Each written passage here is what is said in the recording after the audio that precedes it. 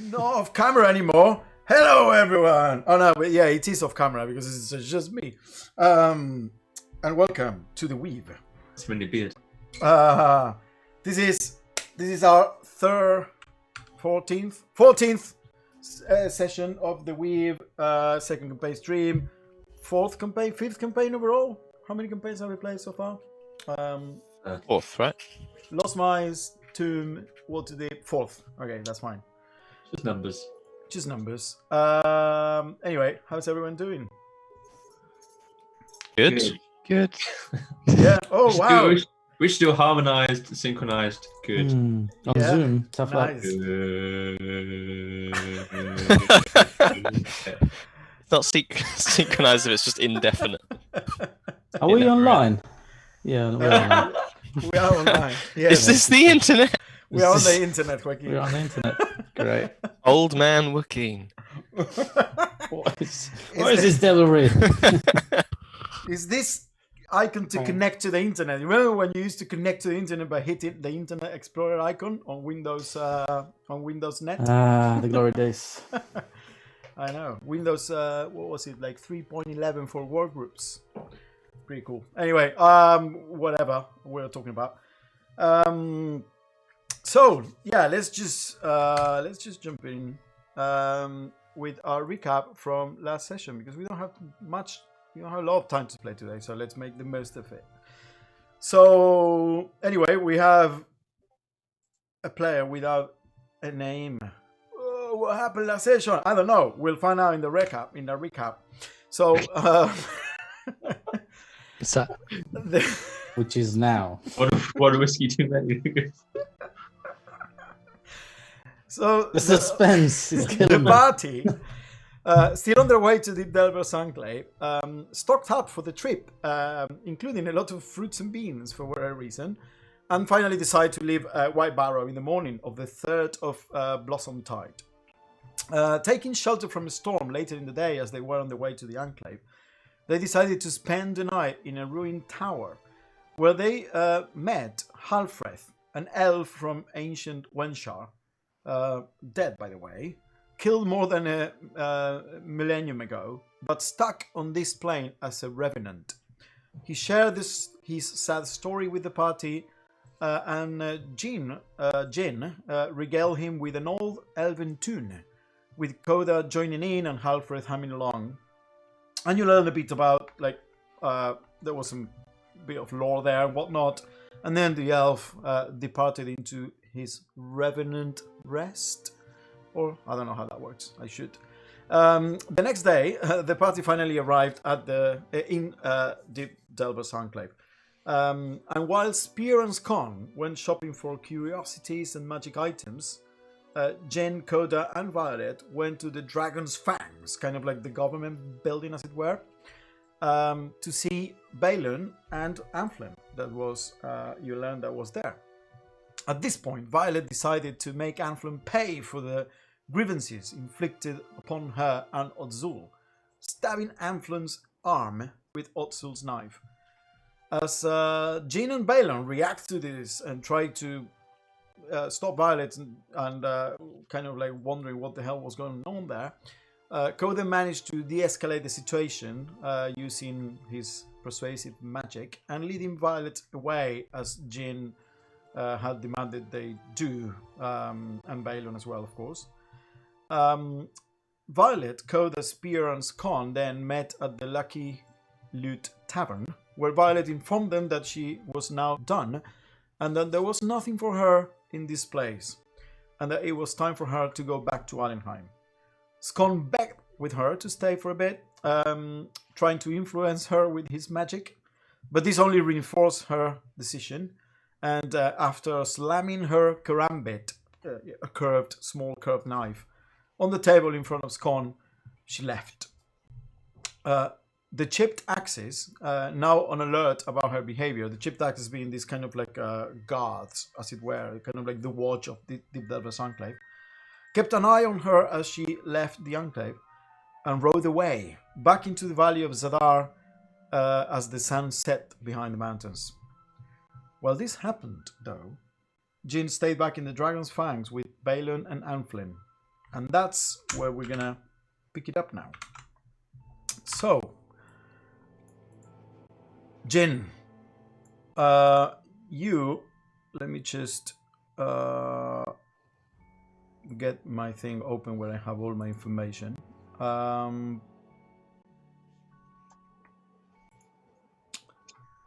You are left there as Koda kind of like leads Violet away from the Dragon's Fang. You are kind of like left there, surprised at this sudden reaction, with Balon kind of like watching her go, and Amflin kind of like holding his arm.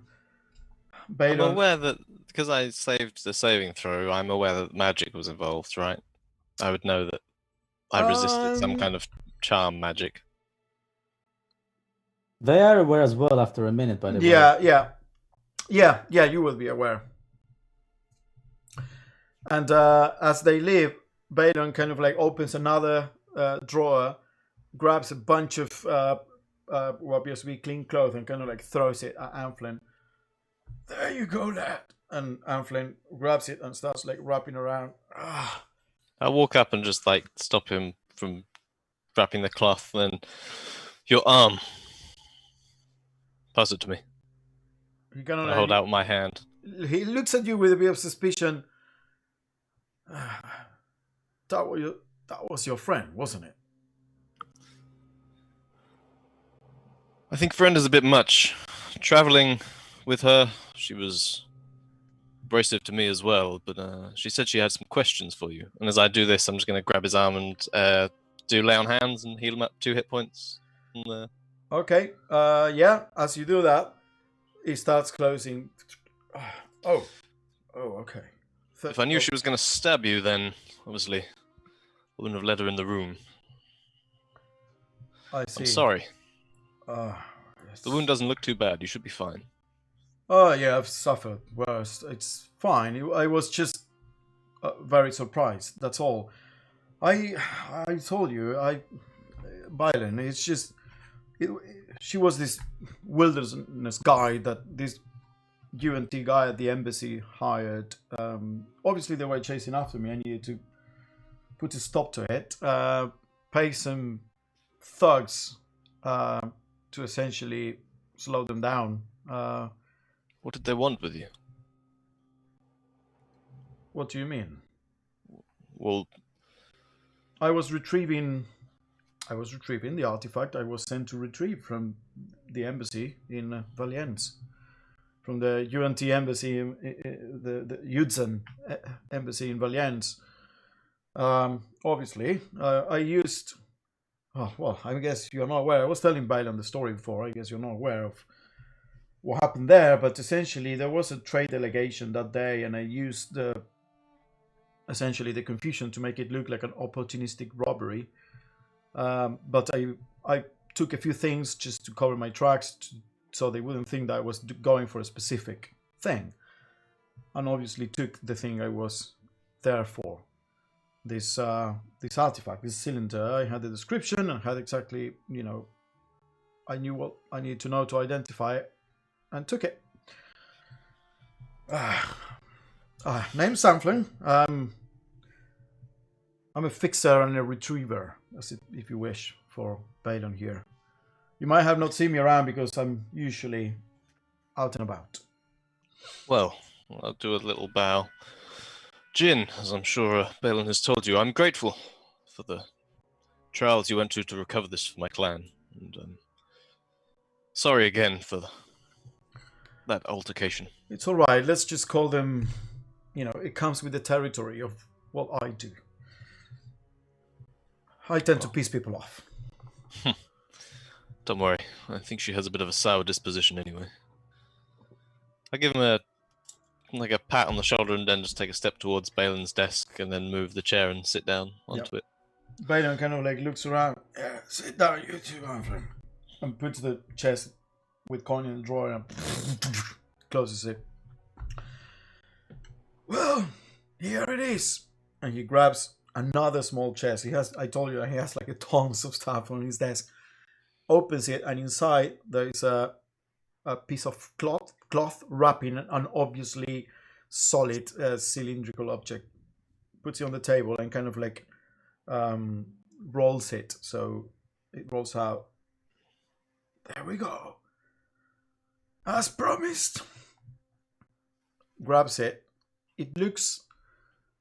It's maybe 10 inches, 25 centimeters, and about 2 inches in diameter. The base is of the cylinder, and it appears to be made of some kind of metal alloy. You think? I mean, it's hard to tell. You still don't have it in your hands, and it has glyphs written in lines all around the surface of the cylinder, kind of like longitudinally, on the axis of the cylinder, essentially. Going all around the perimeter, and then it is capped by two.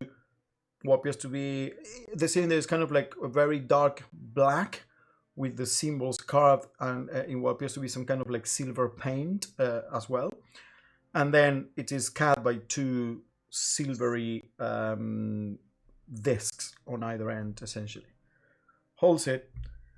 Not so sure what you would go to so much trouble for this, but your clan has been doing a very good job.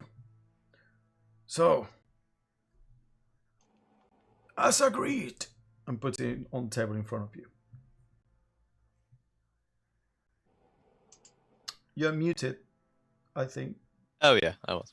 I was going to pick it up and then just start spinning it round. Wait, so the glyphs go along the long side? Right? Along the long side, and in lines along the long side, all around the perimeter.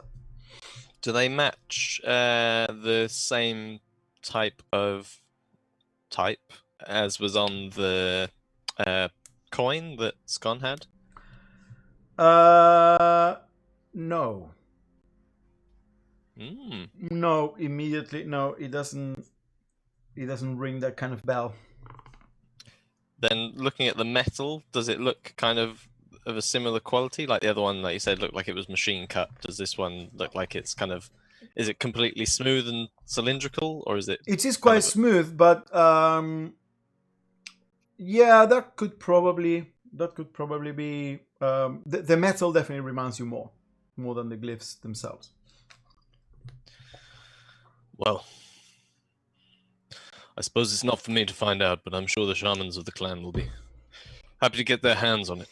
Again, I appreciate this, and to our continued cooperation. Indeed. Well, and you should know that there have been some developments. Marcus and his jackals are ramping up their activities, and I fear a full-out civil war is coming. For a while he was content on trying to rile up the population to his cause against the Duchess. I think he realizes it's not quite working. He can only push the people so much for his taxes to fight a war they don't want to be fought in their name. The civil war. So I think he might make his move soon, which means Sadar is, as always, in need of more and more friends. Well, my last mission was successful, and I have some information that might be useful to combat this. The location of Bug-Eyed Web is holed up in a fortress just to the east of White Barrow. And you've scouted the location, you know anything about it? I've not had a chance to look at it personally, but an interrogation led us to believe there's between 20 and 30 jackals inside, apparently situated on a hill, so approaching it might be difficult. However, another chance meeting at one of the lodges led us to find out that the jackals are obviously recruiting quite zealously at this point. So, Yes. We may be able to get some inside the fortress and plan an attack from the inside and the outside. Pose them as recruits. The bunch I travelled in with, Coda, one of them that you met. I'm unsure to send Violet. She clearly doesn't have the patience or the knack for these kind of delicate operations. Well, I mean, the Duchess is always looking for new friends, of course, and if you can vouch for their capabilities and their ability and loyalty, even if it's to coin at least, then we sure as hell need some help dealing with this situation. The Duchess cannot move openly against Marcus. That would risk setting the population against her and for him. So we need, let's say, we need a surgical operation and not outright war. Also, because once the snake is beheaded, it's imperative for the Duchess to gain control of the actual forces that Marcus controls at the moment, in order to bolster the ranks in the borders with both Nikir and Allenheim. Essentially, Marcus must die, but we cannot attack him openly. Well, it's not something I thought I would find myself in the middle of, to be honest with you. With Reichsworth going down into the... What would it be called? The Deep Delve? What's that place called? He called it the Cathedral, but... The Black Cathedral is what you heard, that it's kind of like a legendary place that was lost to time, as it were. There were always rumors among the delvers and explorers and adventurers that went on delves here under Black Claw Mountain, that there was this legendary place, the Black Cathedral, that had been at different points in time. There are records that it was somewhere, but because of what happened many times, but particularly a couple hundred years ago, that's as much as you would know, which is when the spires kind of like erupted, the mountain came alive, and these claw-like structures kind of like erupted. Some tunnels were destroyed, some tunnels were opened, and the Black Cathedral location, as far as everyone knows, according to the records of Shadow Reach, which is the ruins of the old city, its location was lost forever and inaccessible. So no one knows if it was really a thing, or if it was a thing, no one knows exactly where it was. But it is kind of like this Reichsworth, you knew that essentially was looking for it. Okay. So Reichsworth making roads to look for the Black Cathedral. My attention must fall to that, but if you can spare some scouts to get an exact location and a better layout of the men and positioning of Bug Eye's fortress, then perhaps after that I could be of assistance. Maybe these newcomers can as well. Well, I mean, resources are tight at the moment, but as you know, my influence has reach.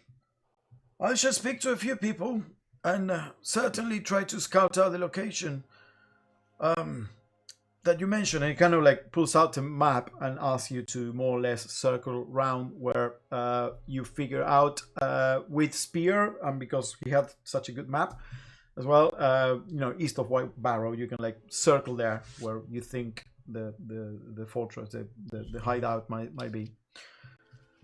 I will certainly put this in motion and keep you updated.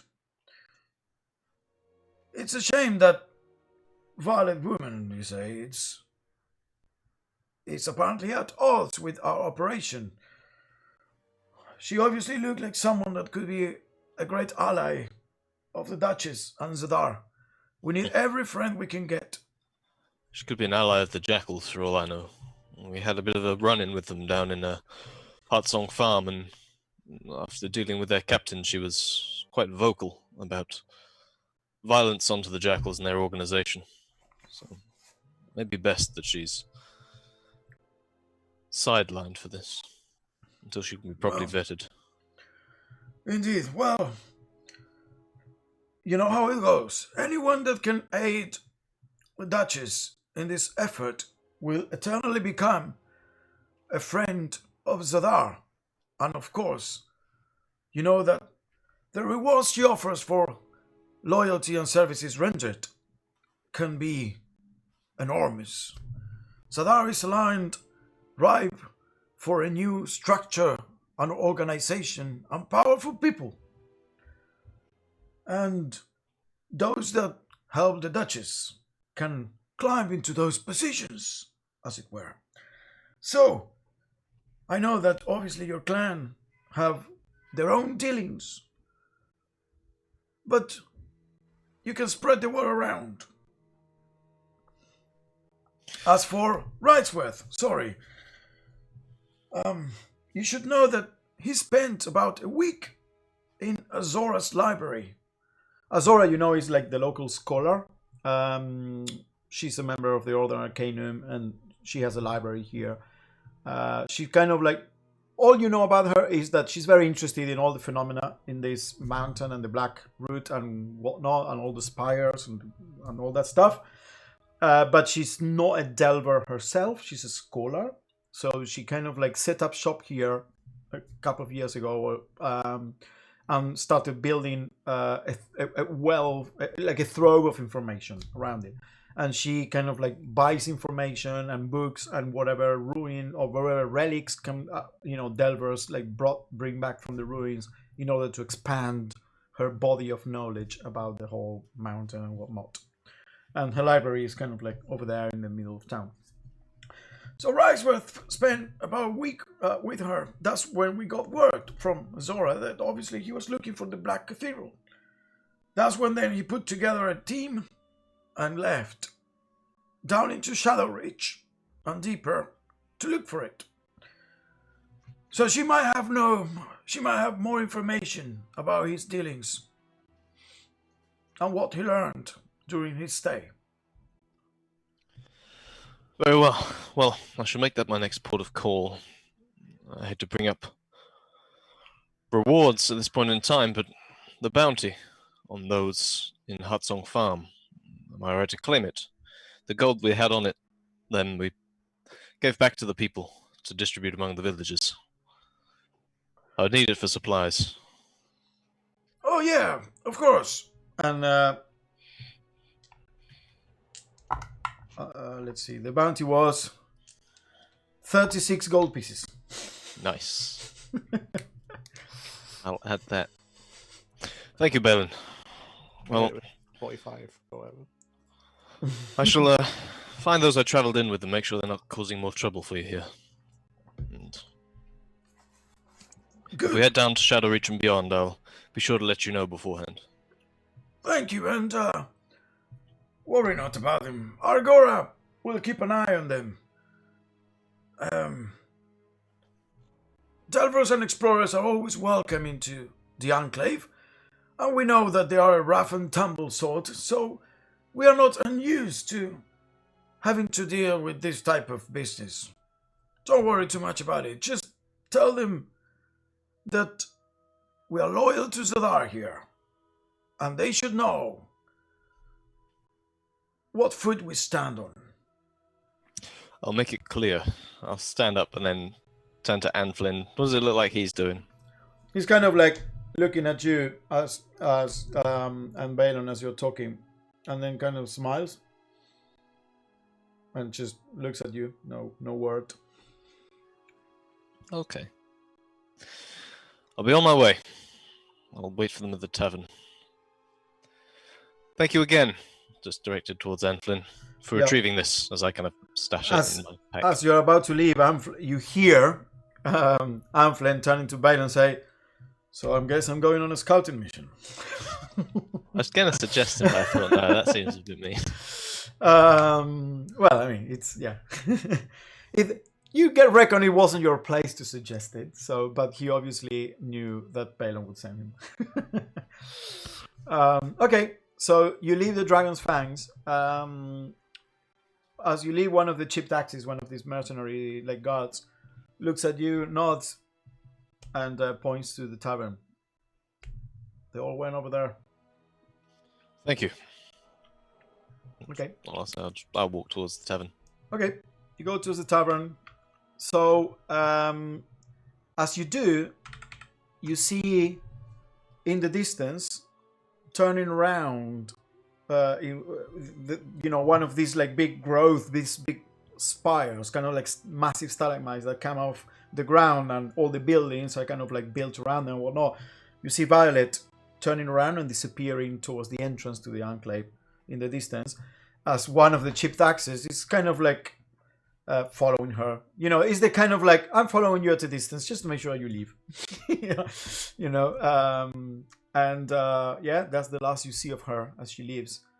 And you approach the tavern, you enter, and as you enter, you see there the group.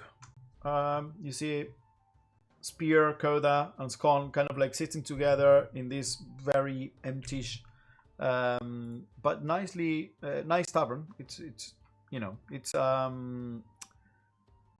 know if I describe it, but yeah, it smells of ale and the classic aroma of mushroom based food that they make here.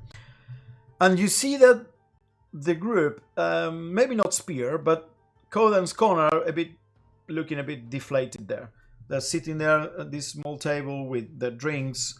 There is some food that Scone hasn't touched yet, and there is this karambit, this kind of like curved knife, stuck on the table. As you all three see Jin coming into the tavern. So I casually reach out to the dagger and try to pull it out of the table, but it's not going to budge. Make a strength check, because Violet slammed it. Yeah. 2 minus 1. Yeah, you start kind of like rocking it back and forth, but it's not budging.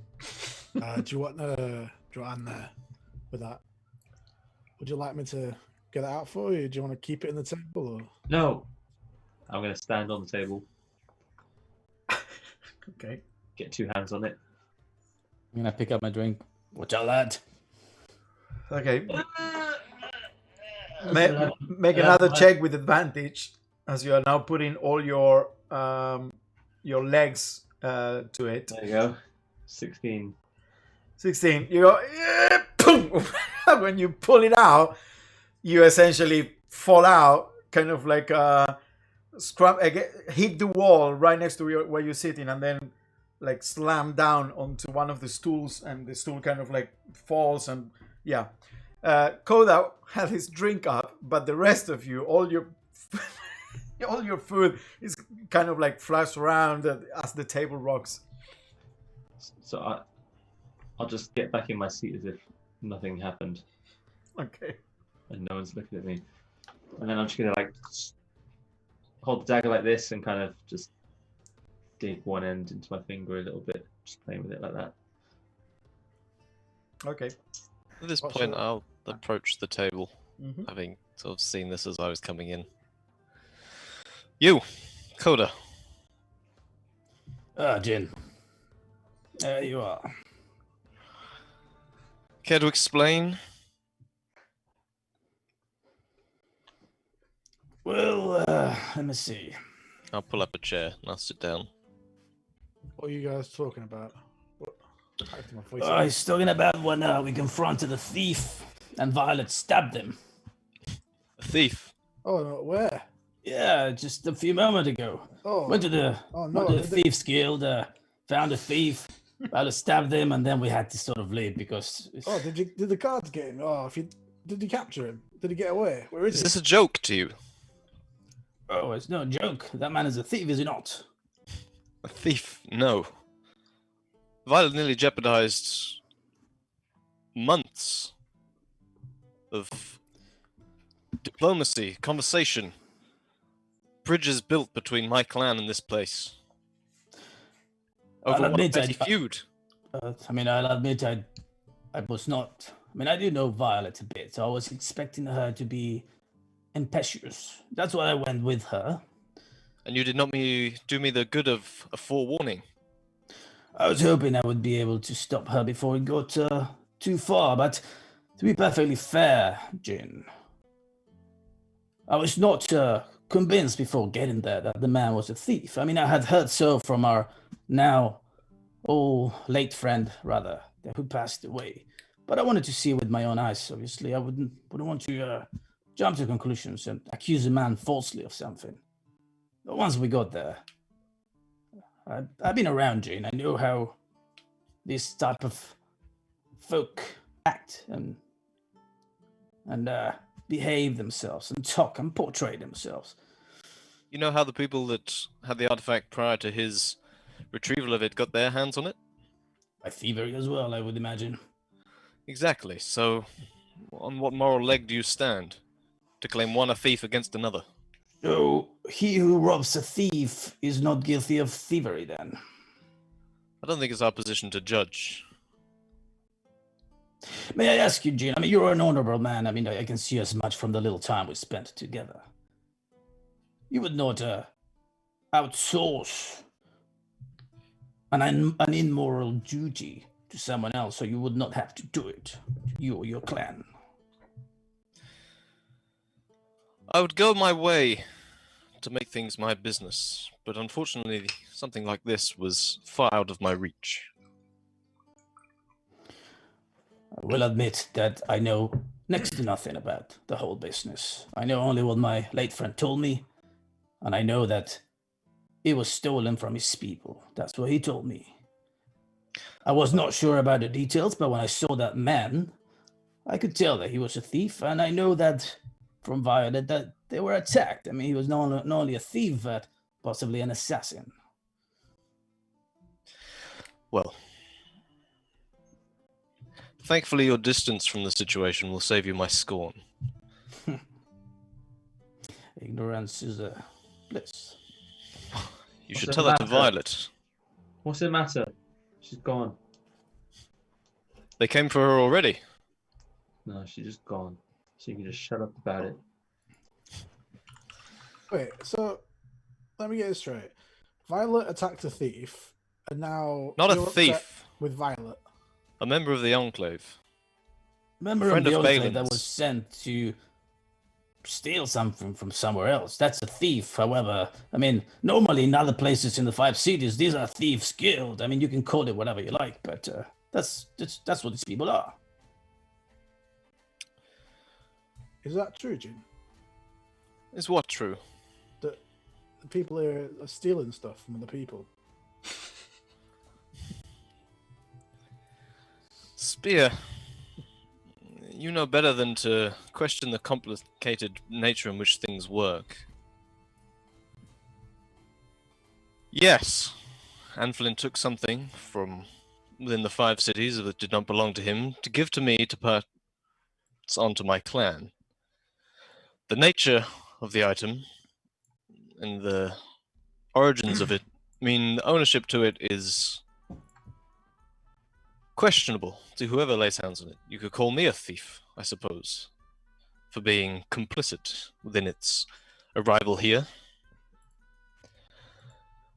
But due to the origins of the artifact and its intended purposes, I would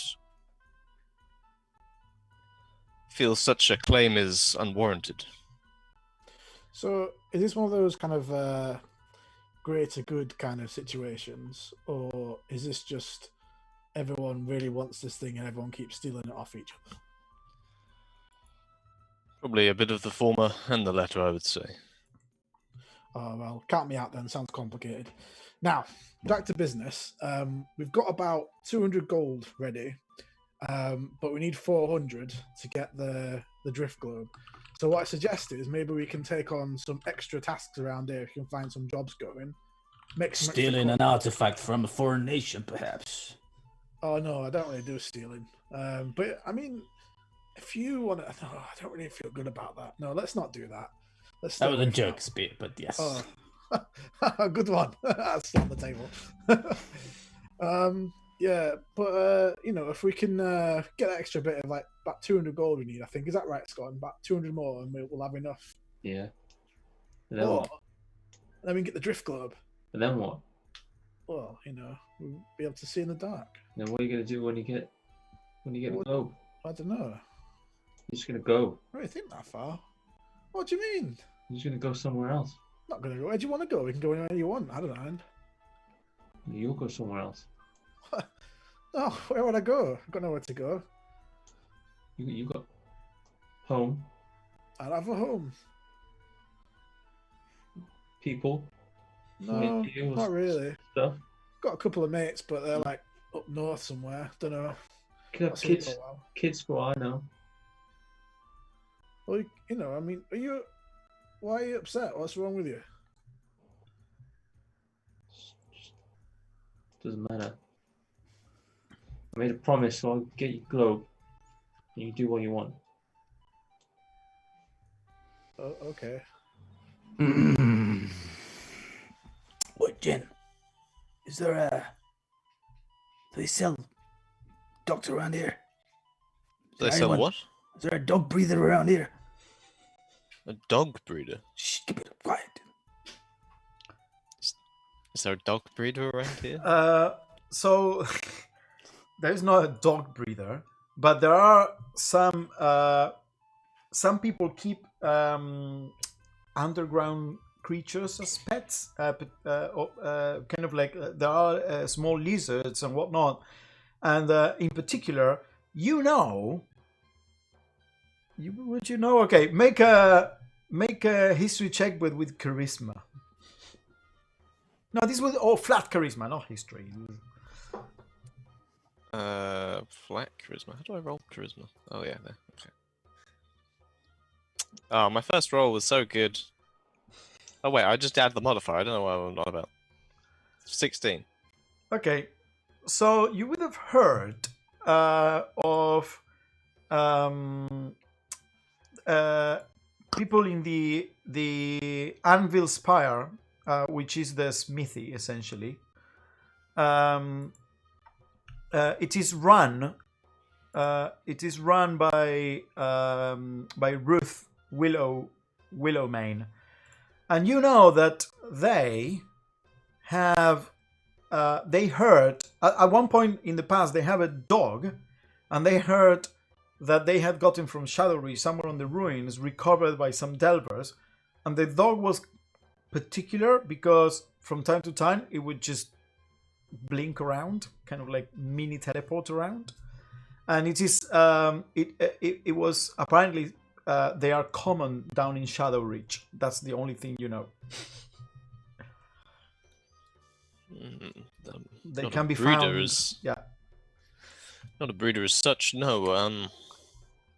The only dog I can think of is at the smithies. I'm heading there myself. You're welcome to take a look at it if you want. It has some unusual properties about it. How old is it? I have no idea. They found it down in the Shadowreach. There's apparently many of them living down there. What's the Shadowreach? Is it nearby? It's where I would ask you to accompany me next, on our way to the Black Cathedral to find Reichsworth.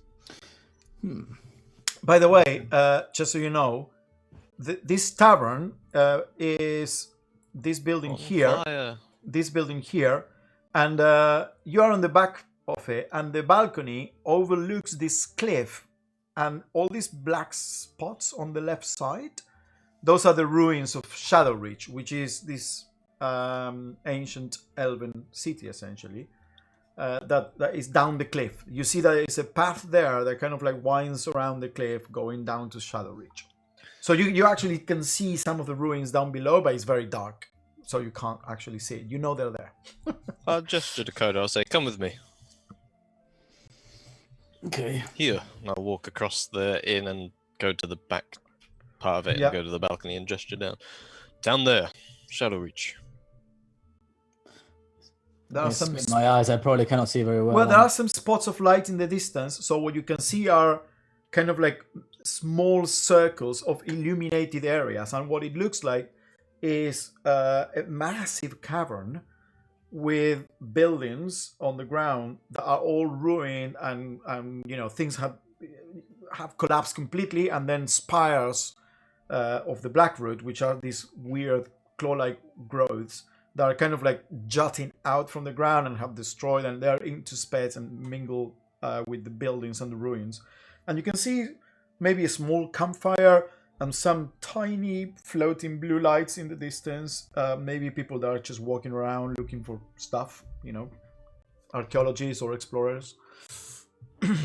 What happened to that place? Time. That's a lot of time. Well, there's a lot to be found down there. The boy mentioned that Violet's gone. Is that true? Yeah, she didn't want to go back underground. She's a wild spirit. It's a shame. She was great at leading us through forest under mountain, and well, you saw her. She was incomparable in battle. I appreciated that she was your friend, but she was either a very complicated woman or too foolish to see her own irony. I think she just saw things in a very black and white way. Yes, well, that kind of thinking will get you killed down here. Yeah, I understand. And for all it's worth, and I know it's not much, I apologize for not having forewarned you. I mean, I suspected she would be belligerent, but I thought that it would not be so sudden or so. I mean, I thought we'd be able to have a chat. It's fine. If I harbored any ill will towards you, or at least an insurmountable amount, then I wouldn't have sought you out in this tavern. But as it is, I need your help, if you're willing to give it. What do you require? Well, I can't travel down there alone. It is dangerous. And you've proven yourself skillful. Spear, as much as I'm sure the unprecedented darkness down there will leave him paralyzed, will no doubt seek the valiant call of aid. And the boy seems to follow you, so it seems it is you I have to convince. Well, I mean, I will have to ask the boy. I mean, he seems rather... Disheartened. Yes. I mean, we lost Otsul, the man whose item, obviously... Well, you retrieved, let's put it that way. Perhaps serendipitous that he was not here. I'd not like to have fought another man over this. Yeah, that would have certainly caused troubles. But yeah, we lost Otsul. We lost another friend who was traveling with us, who equally found everything... Well, found the world too hard for him, too difficult. And now Violet's gone. It's a lot for a lad his age. I mean, he hasn't had a family. But I was thinking, you said there are dogs down there. And you said the Speedy has a dog. Well, I suppose dog is the best term for it, yes. If rumors are to be believed, and we can see for ourselves, then apparently these dogs have some strange habit of teleporting. No, disappearing and reappearing. I think that he might like that, actually. Blinking out of existence, almost.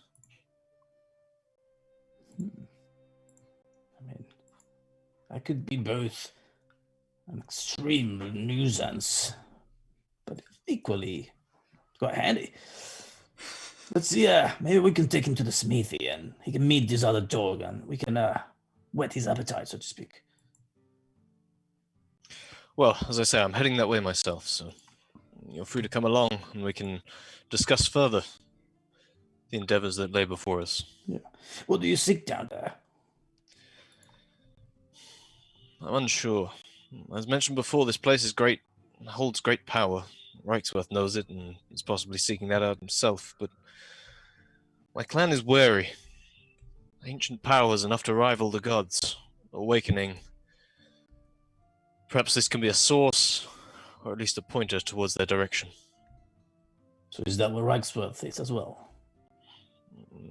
Again, his actions elude me, but Balin has advised me that he spent a great deal of time at the library down here.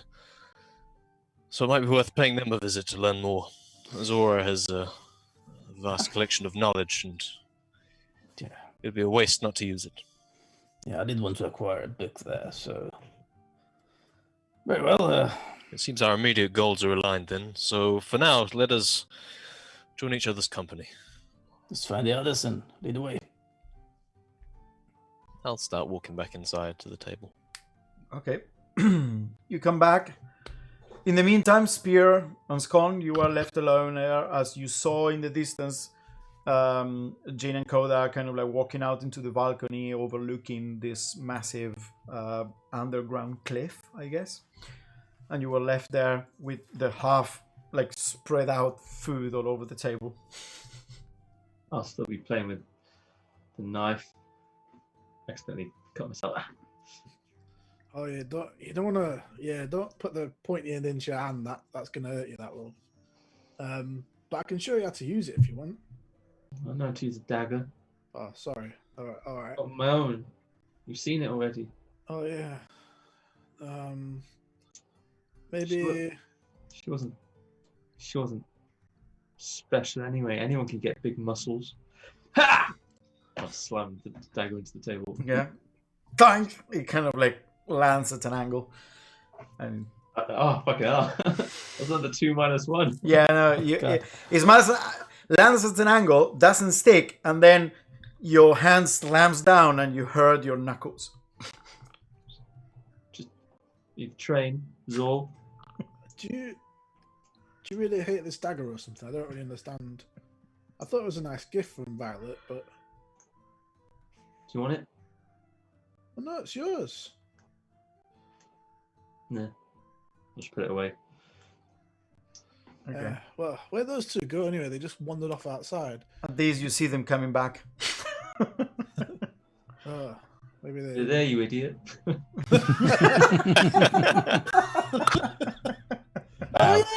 He's gonna be a pain in the ass, this kid, I tell you. He's already turning bad. He's giving me the big bad evil, yeah.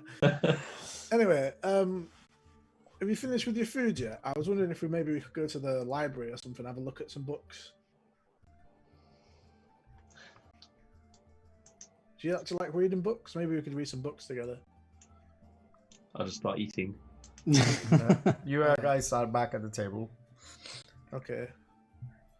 I'm just gonna pick up a bit of the food that's on the table, just like some bread or whatever's sort of there, and just Not joking. just starting that. So, Coda, Scon seems to be upset about something. I'm not quite sure what, but yeah. What do we do? What we do is we go to the smithy, because everyone knows just have to hammer out those chinks in your armor, Scon, so you can feel ready for the new day that's coming in the morrow. I give you a look that's like, that's not very inspirational. I don't want to give it away, you know. I was saying. Come on, lad, let's go for a walk. I'll get you a glazed apple. Leave this boring food behind. Yeah, just shove as much in my mouth and then be like, I'm gonna kneel down just next to Scon whilst you're eating. Listen, Kuru informs me that Violet has left to travel back to her home. Now, I know whilst we're here underground you can't see the sun, but I assure you tomorrow it will rise.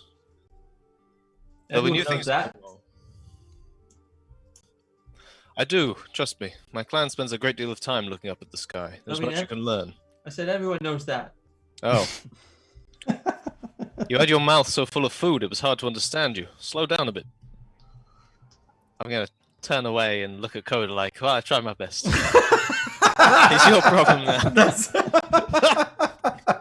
Inspirational, Jin. Inspirational.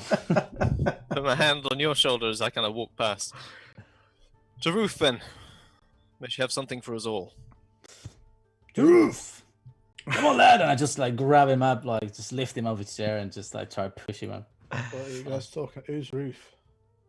The blacksmith. Oh, okay. Well, why are you going to the blacksmith again? She should have my sword. Oh, okay. And my. I'm like, ah. Okay, so give Well- me, yeah. I was gonna say I don't really want to go to the blacksmith, but well, maybe me and Scone can go to the library if you want, Scone. Oh, I no, have no, business at Scon's the coming with library us. as well. So, I got nothing to do in the library. We can read books about stuff. There must be loads of cool things in there. We got stuff to do. Just get on with it. What we yeah, got? I need to speak to Azor at the library afterwards, so we'll make our way there in due time. Fine. Just wanted to get a new book. Finish this one. Whatever. You can still do that. We are heading to the library after. Some patience. Why do you need more swords? You've already got like 2. Anyway. Well, this one is temporary. Okay, so you'll leave and go to the smithy. So the smithy is in the bazaar, in the Evershady Bazaar, which is this area here where the other shops are.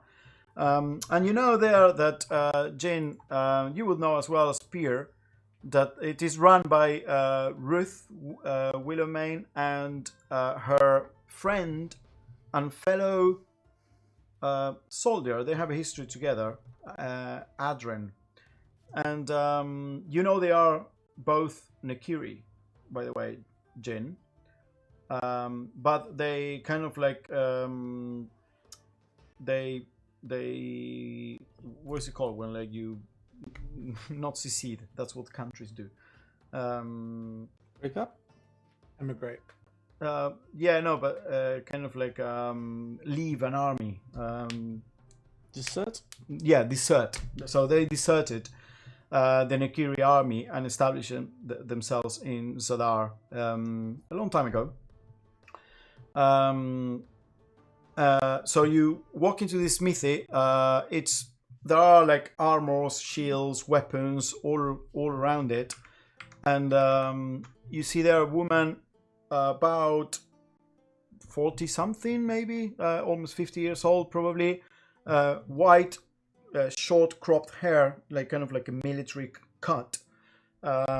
She appears quite muscular and wearing like a leather apron, and she obviously handles herself with a certain amount of like military grace and solidity, as it were. And as you walk in, she kind of like looks at you. Akira Shumana, welcome back, Jin. Spear, it's been a long time. Alright. Elliot. Ah, yes. I hope you're keeping well, Ruth. This sword you lent me has done its work, but I was wondering if mine is ready to collect. Oh yes, of course. Up to spec, indeed. Adrian, and you see there emerging from the back, a man with kind of like a light brown skin. Again, also short cut, but quite a bit younger than Ruth. Black hair, and also wearing kind of like he's sweating and wearing his apron, probably working back at the anvil. Kind of like leans over. Oh yeah, coming right up, and walks back again, and then comes in with really what you all see, what appears to be a massive long sword wrapped in leather, kind of like in a leather but flexible piece of cloth, and it's slightly curved, and puts it on top of the table. I'm gonna be looking like I'm pretending I don't really care what's going on, but I can't really help myself, so I'm like looking over and just like picking everything up that I walk past and just like playing with it a bit and then putting it back. Yeah. Run my hand along the blade. How much for the repairs? Well, as a friend, 30 gold pieces will be enough. I'll take out the gold, put it on the counter, and here, put a long sword down as well. It's yours. Make do with it what you will. Oh, well, we can certainly give it a polish, fix the guard a bit. It's a bit loose. You've been using it a lot. It's still a good weapon though. Good metal. Adrian? And she gives it to Adrian and goes, yeah, this will do. And takes it to the back. Anything else I can help you with? Spear, how you doing? How is your shield serving? Oh yeah, still good, thanks. Yeah, no weapons for me, though. I'm all right, thanks. I know that you only like to wear your shield. Hello, new customers. My name is Ruth Willowmane. I'm from Rakir, if you cannot tell by the accent of it. Akia Shumana, I am a coder, that Retsu, from the 5 cities. Oh, very learned. Thanks for the greetings. I met a few of your country folk that are wonderful people. This is Scon. Look up. Yeah, we Jin was telling me actually, you have a pet. Is that correct? They were wondering if they could see the dog. Oh, well, we used to have it. It escaped about a few months ago. It's unfortunate. We really liked that dog, but apparently, my guess is it went back down into Shadow Reach. There is something there. You can find them down there sometimes, and there is something that obviously attracts them about the location. So yes, it's no longer with us, unfortunately. Can you tell us about it? Has it got a name? Maybe we can find it. Scott, come here. Apparently they lost a dog down in the Shadow Reach. Yeah, we call her Buffy. And Buffy, the vampire slayer. No, not really, not quite.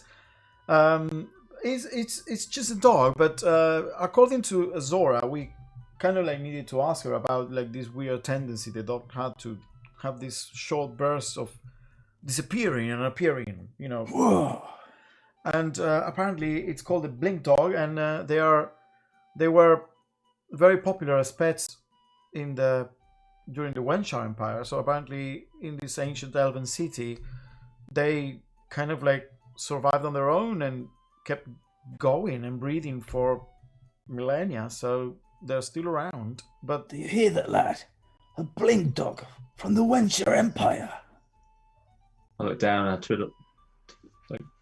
turn my one foot into the ground a little bit. Pretty cool.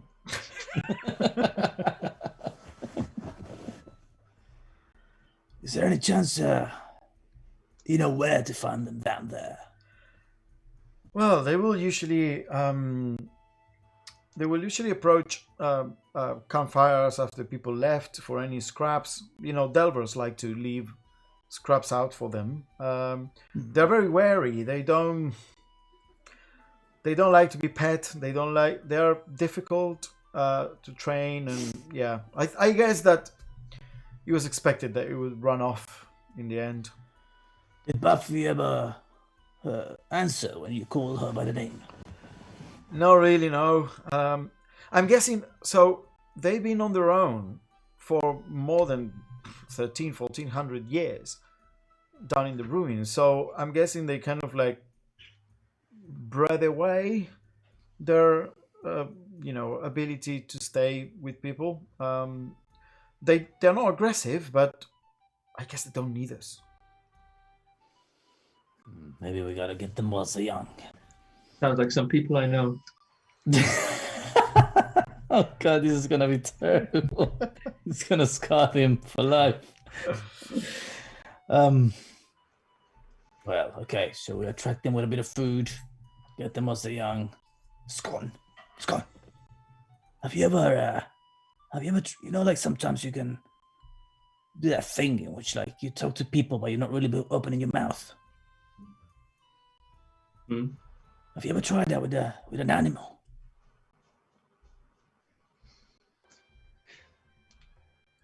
I just think I could talk to the birds. What do the birds do when you talk to them? They didn't say anything. I just feel like they listened. Okay. Well, listen, lad. We got a mission. You gotta get us one of these blink dogs. Gotta lure them in, and then, charm them with your charm, with your. People love you, Scott. Whenever they meet you straight away, I'm sure these dogs are gonna fall head over heels over you. So why do we need a dog? How's that going to help us? What do you mean? Dogs are great. Do you not like dogs? Maybe we shouldn't have a dog then. We just need to find Master Reichsworth. How does the dog help us? Well, You just sniff him out? Dogs are great trackers. Come on then. I was just like touching the sword now and just turned around from the counter. inspirational. Why doesn't anyone sell any boomerangs around here? Is a boomerang like a well-known thing? Not really. No, not in this area at least. I don't like this banana anymore. Boomerangs are made of wood. This is a metal shop. I want a metal one. Would I know of any item that's like that? Like a kind of like a throwing disc or something? You would know. So the elves. I mean, you would know that some imagery about elven weaponry might have something kind of like a throw-in double dagger, kind of like a mini version of the weapon you saw the Revenant had that you can throw, kind of like almost like a rote or like a helix, kind of like throwing blade. But it's all. I mean, you never seen one. It's all like in old treaties about like elven weaponry. You know what else might be down in that ruin that might interest you? The elves. They used to have a weapon not too dissimilar to this. Perhaps you may find one of them down there as well. No, I already said let's just go then. No, we're just wasting time. Well, I think Spear wants to visit the library first, and who are we to deny him a new book? Before we go, I'm gonna take the scimitars and I'm gonna see your scimitar range. Yeah, she kind of like looks at you. Well, sure thing, and kind of like puts two on the table. They look of similar construction, and then looks at you. You look like a learned man. Perhaps recently I bought something from a traveler that you might be interested in. Actually, I think it suits you. It's not quite a scimitar, but essentially brings to the table a cane. I mean, I'm not that old. A walking. Oh no! And then shrink, and the cane hides essentially a rapier, not a scimitar, but It has like a very nice pommel in the shape of a horse, and when it is sheathed, it is indistinguishable from a cane. This Oh. weapon is very good manufacture, and well, I don't know. The gentleman that sold it to us said that it's it's from Valience or the Five Cities somewhere, maybe Lorento, and it is popular among the nobility there. You look like, I mean, I'm not making any assumptions, but Well, I'm just gonna start like looking at it and examining it, and basically, may I give it a few twirls? of course. I'm just gonna pull it. I'm gonna take the weight, give a few swings around, and I take one of my other scimitars, and I can basically see if I can keep balance by using the two weapons, or if it's not possible. I think so. A rapier is finesse, no? Yeah, but it's It's not. it's You've not got light. no. If you got the dual wielder feat, Oh, I have the no. It's just the bard gives me the College of Swords gives me something else, but not the fighting style. The two weapon fighting, but it's not a dual wielder, so I'm not sure if I can use that. no, it would have to be light. You have to have the dual wielder feat to be able to have two rapiers. yeah, no. You will have to have rapier and dagger, I guess. Or Yeah, something. rapier and dagger. I mean, I wouldn't have two rapiers anyway. Oh no, but I think neither of them, both of them have to have the light property, don't they? Yeah, exactly. Yeah. Oh, yeah. That's- How much is this anyway? This one will be 50 gold pieces, and no, sorry. 1 second, because he has a little bit of a property as well. 100. I need to check my tables.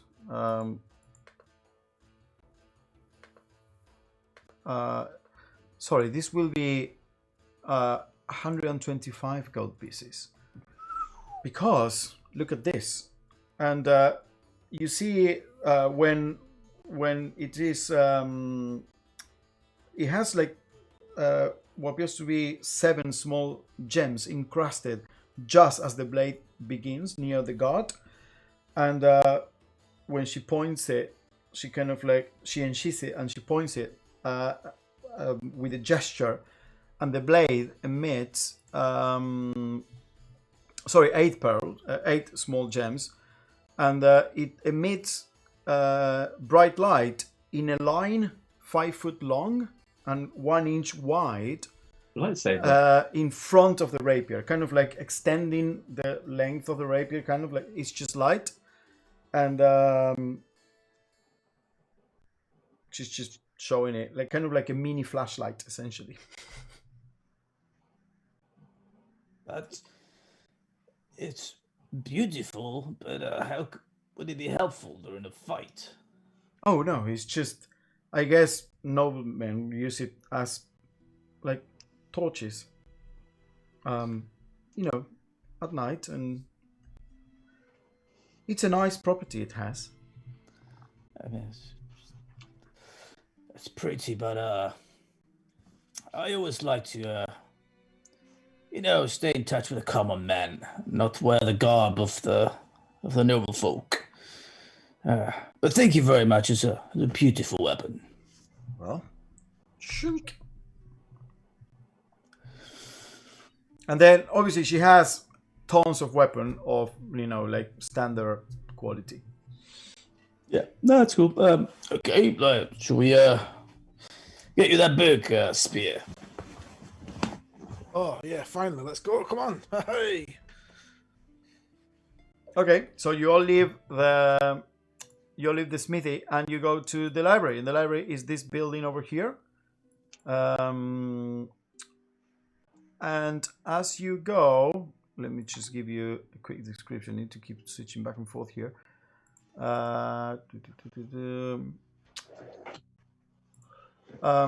You see this. It is a 3-story building. The 2 first stories are kind of like stone, and the construction is like old and repurposed. And then the top one is obviously newer and has like a nice roof over it. And there are massive wooden doors leading to the ground floor, essentially, to the big stone structure on the ground floor. And they are wide open. And as you approach, you see a library there, quite cluttered. There's tons of books like on tables and whatnot. And there is a set of stairs, spiral stairs, that lead to the second story.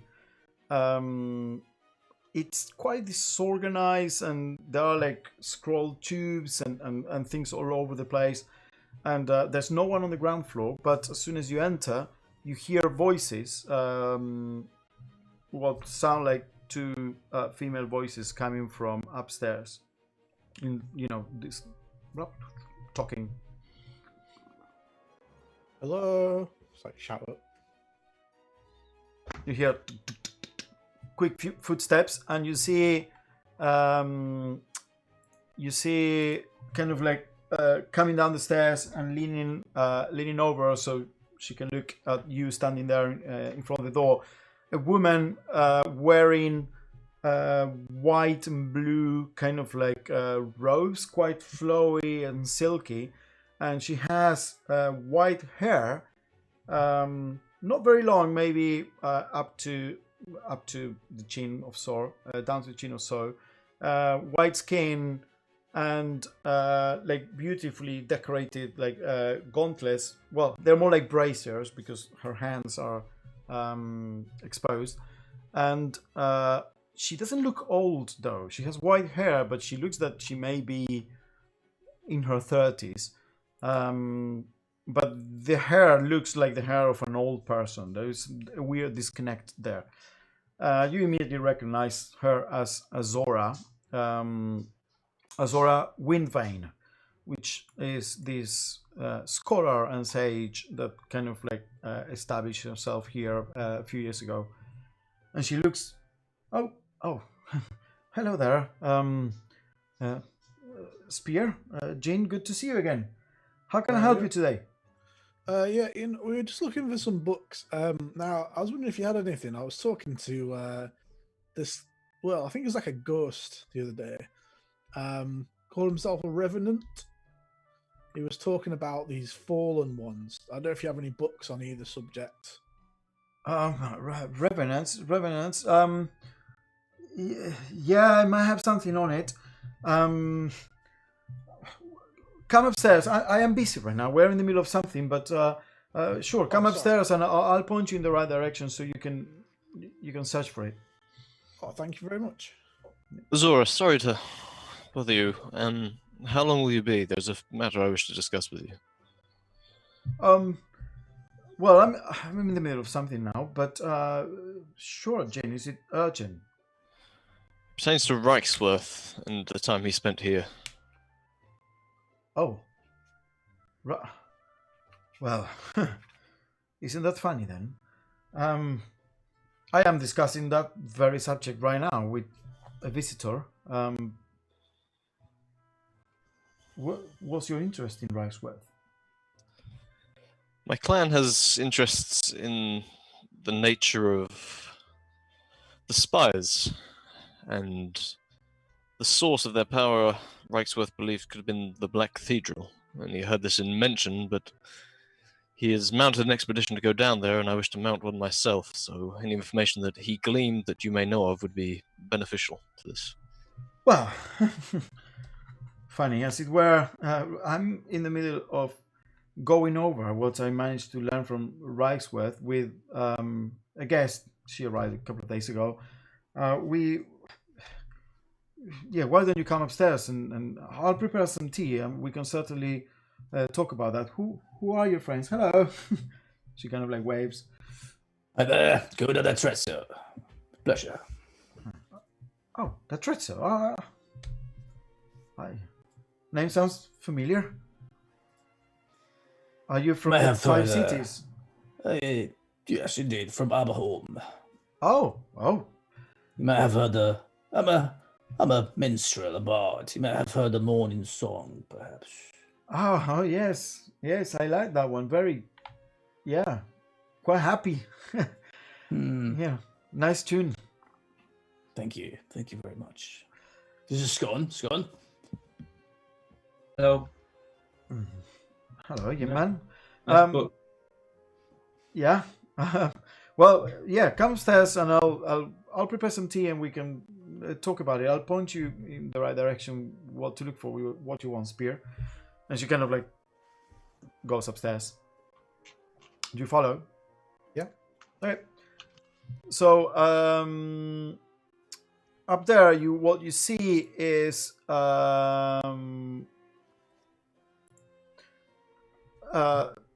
are like a ton of books. There is the library is kind of like lined by different bookshelves, and then it is separated by almost what look like aisles of bookshelves. It is a wealth of information, but obviously she has accumulated in a way that it doesn't allow her to keep like a good organization around it. And in the middle of the room, there is another table where lots of tomes and charts and maps and books have been spread out, and there is another set of spiral stairs following up that as you look up, you don't see books up there. That appears to be, that might be her quarters essentially. And as she kind of like points her hand, and you see sitting on the table, sitting on a chair in the table, not sitting on the table, pouring over some books, another woman, a tiefling woman. Do you want to describe what she looks like? Oh, you triggered the trap. There's a tiefling woman. She looks quite young, like 20s-ish, wearing black robes with a bronze trim, reddish orange skin, and just gold yellow eyes. They just have like a slight bit of white in them. Quite matte complexion, very smooth features, apart from like the very definite like nose and just around the lips. But yeah, that's it. She has a staff, but she's not. What's her hair like? Oh, sorry. Yeah, so she's got black hair, quite long, but with a cut fringe, but it's kind of tied back in like quite a thick ponytail. When you say cut fringe, do you mean like So down and cut across? Yeah. Okay, not central parting. So I don't immediately hate this person. God, wow. And Azora kind of like goes to one side. Elizabeth, this is Jin and Spear. They are known here to the Enclave, and this is Mr. Tredso from the Five Cities and young Scone here. Jin was asking about the Mr. Wrightsworth. Obviously, we've been going over it. So why don't you catch up us while I prepare some tea for everyone? I'll be with you in a moment, Spear. Okay, I just stand over here, just like awkwardly kind of stand somewhere, just like waiting. I go sit down on one of the chairs in front of this lady. So sorry, did you say Detrezzo? Yes. You might have heard of me. I'm from Aberholm. My mother is a huge fan. Is that so? Where are you from? Oh, just I grew up in a farm south of Aberholm. Oh, okay. Yes. I'm glad to. Do you hear me as well? Ever play live? I haven't had the pleasure, no, unfortunately. Oh. Living on a farm, you don't get to see the city so much. Well, maybe I can perform one of these nights here at the Deep Devil's Enclave. Apologies to be blunt and to interrupt this, but you have information on Reichsworth, or at least his position? I do, yes. I would wonder why you're interested. Are you planning to go after him? This is a point of discussion that I'm wishing to have with these people, yes. So you are going to the Shadow Reach? and beyond, I believe, if we're to catch up with Reichsworth.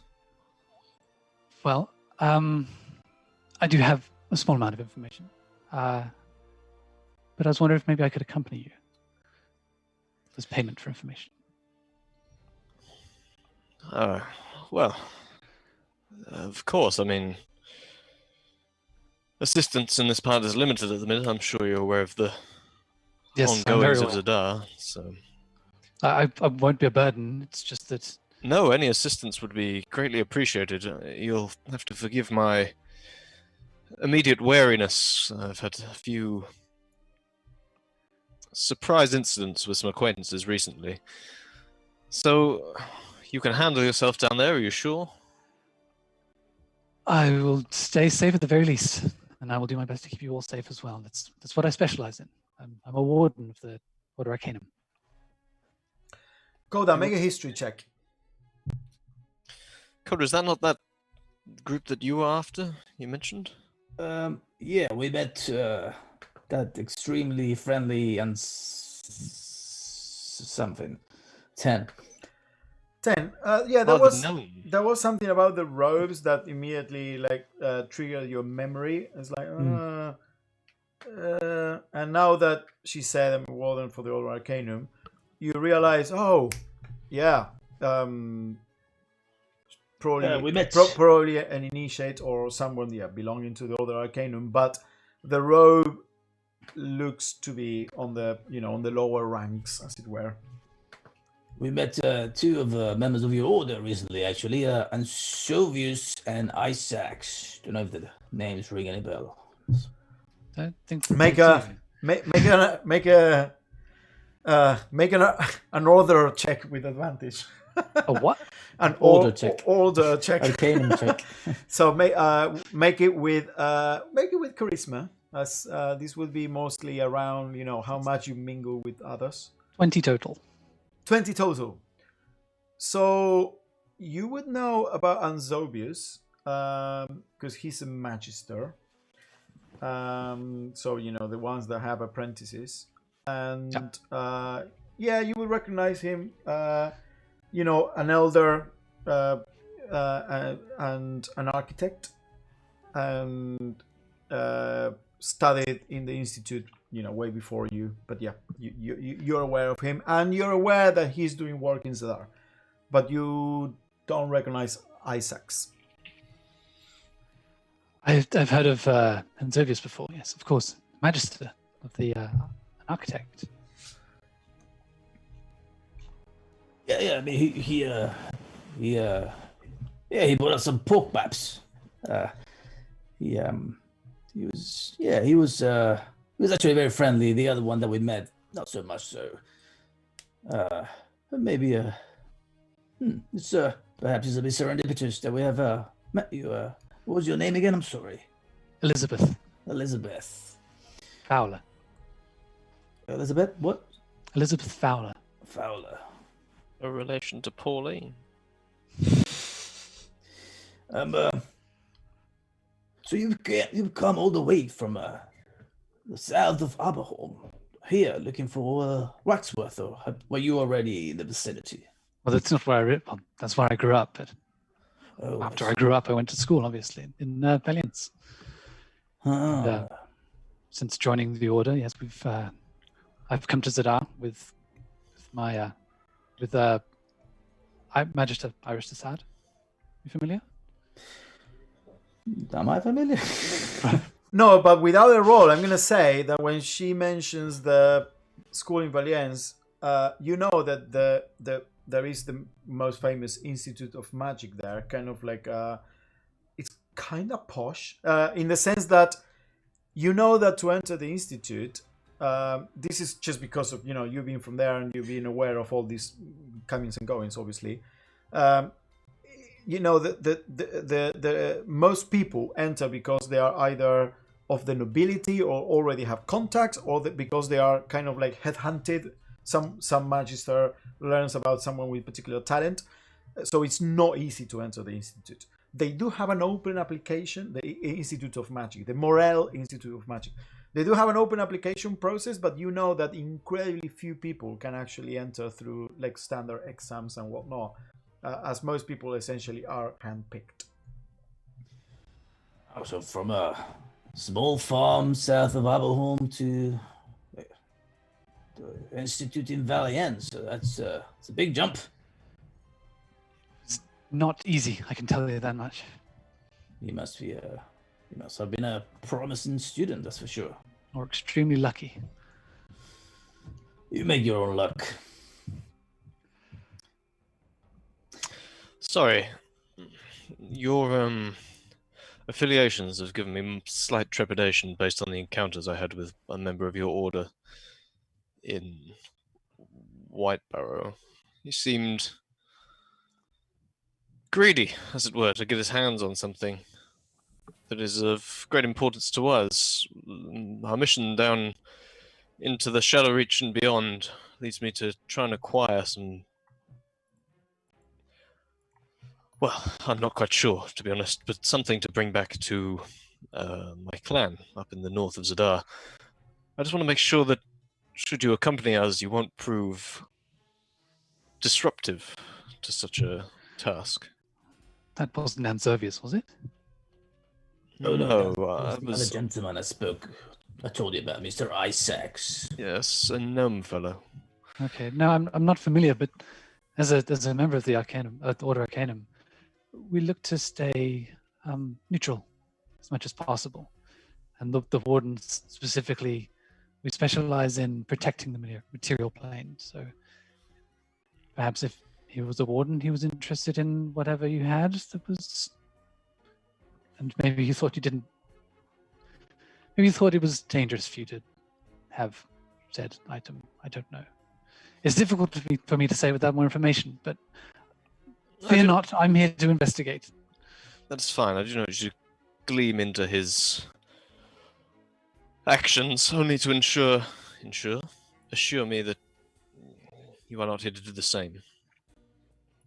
By the way, No. just a point of clarification, sorry to interrupt. He never said he was a warden. No, I didn't. No, she assumed No, she was that- just guessing. Oh, Yeah. oh, okay. Sorry. Yeah, my bad. I didn't say anything. So you're investigating, and that's your specific purpose for going after Master Wrightsworth. Well, things are a little strange right now. The order was stretched a little thin, and I've been sent here as an initiate to try and earn my stripes as an adept. And my task is to investigate the Black Root in Shadow Reach. So right now I don't really know what I'm investigating or what I'm looking for, but hopefully things will, well, not become too evident, but hopefully things will become evident as to why I've come here once I reach. How does Master Wrightsworth tie into this? Well, he spent the last couple of days here with Azora. A full week, darling. A full week. Yeah, just before you came over, and she kind of like brings the tray of teacups and a teapot. Spear, darling, I'll show you in a moment. It's over there. But yes, the Master Wrightsworth spent here a week before Miss Fowler came and joined me, and it was a bit worrying, as I was telling you, Elizabeth.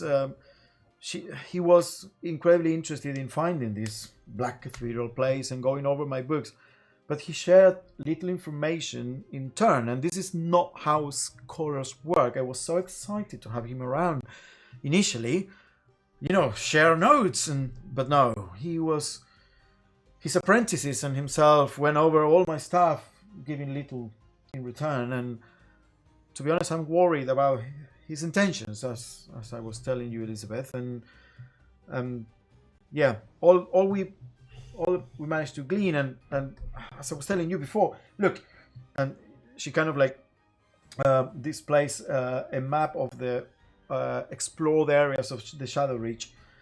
I believe he intended to go there, and he points at an area that looks connected to Shadow Reach, but through a series of tunnels.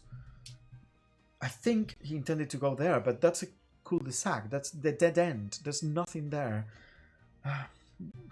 people call it the Forest of Iron just because the growth of the blackroot just there are so many there that it looks like a forest, like roots of and branches of a forest. But anyway, I'll let you expand on what we learned, Elizabeth. Spear, come over here, and I want you to roll with advantage. Spear, make a history check, or sorry, an Arcana check, as you start going over books, if you want to see what you can find. 16. 16. Okay. You start like setting books out, and she helps you, and I'll come back to it and give you more info. But yeah, going back to you guys, she kind of like steps away with Spear and start putting over some books. Well, it's obviously something no one else does. It's not a dead end. Something's there. Like, he spent a week here. God, so many people must have known he was here. People must have come in and asked for him. Surely, we can't be the first. So you're looking for him as well? Yes. Do you know him personally? Yeah, I was his apprentice. He's been in danger since the start, and we've been trying to get to him so we can save him, but he just keeps getting away. But I don't even know if he knows bad people are after him. What bad people are these? People have tried to. I mean, one of them kidnapped my friend. Or tried to. Rest assured, if there are people following him, they'll be hard-pressed to find their way to the Enclave through Zadar without guidance. Are we the only ones that have come in here and asked about him? Sorry, Lucas, remember when we found that note in that cart? Mm-hmm. It was like a whole journal, wasn't it? Yeah, there was some kind of name. I'm not sure I can find. I was trying to find it, couldn't find it. Wait, let me have a look. It'll be in my notes somewhere. Seb, oh, that's the bartender. You have fewer notes than me, so you're probably faster in finding it because I need to go back all the way to the Journal had lots of different handwritings of the region of the Magrum Valley, lots of blueprints, research, growing obsessed, talking about Reichsworth, Zadar, Dwarven capital, blah, blah, blah, that's just all that stuff. Jared was, oh no, that's someone to do with Jord. That's the man stuck in a chair. I don't remember if he's like in a wheelchair or if he was physically stuck in a chair. I'm not going to No, I've not got a name in particular. Okay. All right, never mind then. So, were we? No one else is coming here? Oh. As far as I'm aware, no. And if they had been here, they wouldn't have been able to chase after him any further, unless there was a large party of them sneaking through without anybody noticing. Maybe they've given up. Maybe this is all pointless. In any case, whether people have come here or not, if Reichsworth has travelled down to the Shadow Reach and beyond, then I'm sure he's in some kind of danger nonetheless. You don't take a sizable force that big down there unless you're expecting something. How big is sizable? Well, he cleared out the remaining mercenaries for hire in the Enclave, so he must have taken a fair few hands with him. Well, it is a dangerous place. What's other than blink dogs? What is there to find? Well, I mean, I've not been there myself. I only know what I've been found in my research. But I mean, the visions alone of the people that stay here. And if you go down there, I imagine it intensifies. And what visions? Again, I've not experienced it myself. But there's some people, like I'll look over to Zora, that, well... Yes. So, according to our research, for the longest time, during the times of Wenshar, people would come here because, poets, artists, they would get inspiration from the dreams that they would have thanks to the influence of this place, the Blackroot. Have you even touched one of the spires? They have an influence. They are magical in some way. And Inspiration, you say? yes, indeed. But then sometimes records show that it switches to nightmares. And since the spires moved again and destroyed some of the passages and they erupted, most of the dreams turned into nightmares. The people that have been here for a long time, like myself or Balon, and we become proficient at shutting it down, but it's a worrying phenomenon, and this is why I'm here. I am a seeker of the order in the same way that Elizabeth is a warden. My job is to search, gain knowledge, understand. We don't know enough. What we do know, I can tell you a couple of things about what I know about the Shadow Reach. There are a bunch of lizard folk that live there. I know that particularly in the Forest of Iron, where Riceworth intended to go, because he seemed to think that there was some kind of passage there that he could discover into this black cathedral. There's just a bunch of lizard folk there that trade sometimes with people, with the explorers, the delvers, but that's all there is to it. But what I managed to understand from him, what got me worried about his true intentions,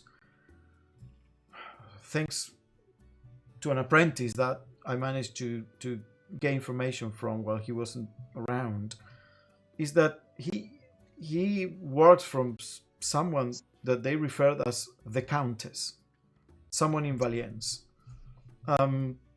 some sort of patron or financer for his operation, and they just knew her as the Countess. But also that he was convinced that one of the war forges of the dwarves, the ones that were mandatory to be destroyed after the treaty, after the war, it wasn't. And that it was some kind of conspiracy of cover-up to keep it hidden but intact. And as she says this, she kind of like looks at you, Spear, with a bit of a pain in her voice. And she was very interested in finding this Warforge, and I don't know how it all connects to this, because those were all in the Dwarven Kingdom. But he certainly was interested in finding this Black Cathedral, and I don't know, but something about him put me off. Nothing you said has sounded dangerous. Do you guys get out much? Because I didn't before, when I was just in my village. But since then, you know, we've travelled here and we fought big giant bugs. And I've already had my mind messed with by Mushroom Lady and other things. I had bad dreams, nightmares. So this is just the world. You're very brave, and that's why we need you. It's just what happens when you leave home. So just suck it up and let's go. Well, you all had your courage. To be sure.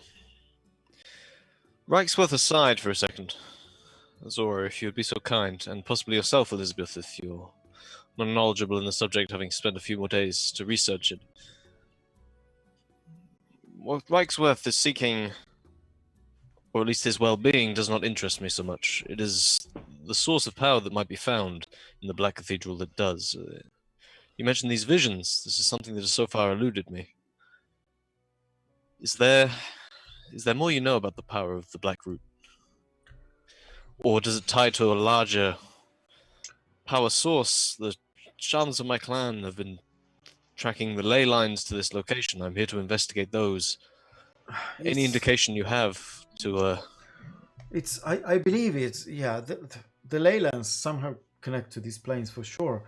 I was just showing that to Elizabeth, in fact, and she kind of like pulls out a very rough drawing. According to how the spires of the Blackroot are growing, it's like a reverse tree. It's like we are at the top part of it as they sprout and erupt from the mountain, and they all kind of like tangle and go down according to the geometry of all the information I managed to get from delvers and explorers. It all goes down to a central point. So if the roots are thickest at the Forest of Iron, it's surmisable to believe that that is the concentration of their power. Certainly below that. It is spread out enough in the Forest of Iron that if my theory is true and all the roots eventually concentrate to a single point, it must be below it. Maybe that's, I am certain that's what he's looking for, some way to go deeper and deeper. The problem we've had is much of the information we've found has been contradictory. So I have found something that speaks of an ancient temple that's accessible from the Forest of Iron. Yes, I don't know how I missed that. Thank you, Elizabeth.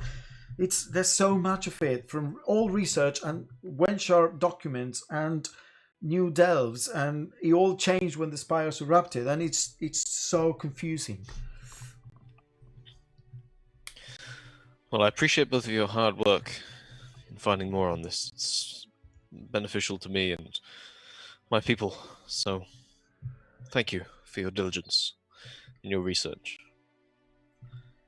As you are having this conversation, by the way, Spear, you start going over documents and whatnot, and you start to search for, you had roll a 16.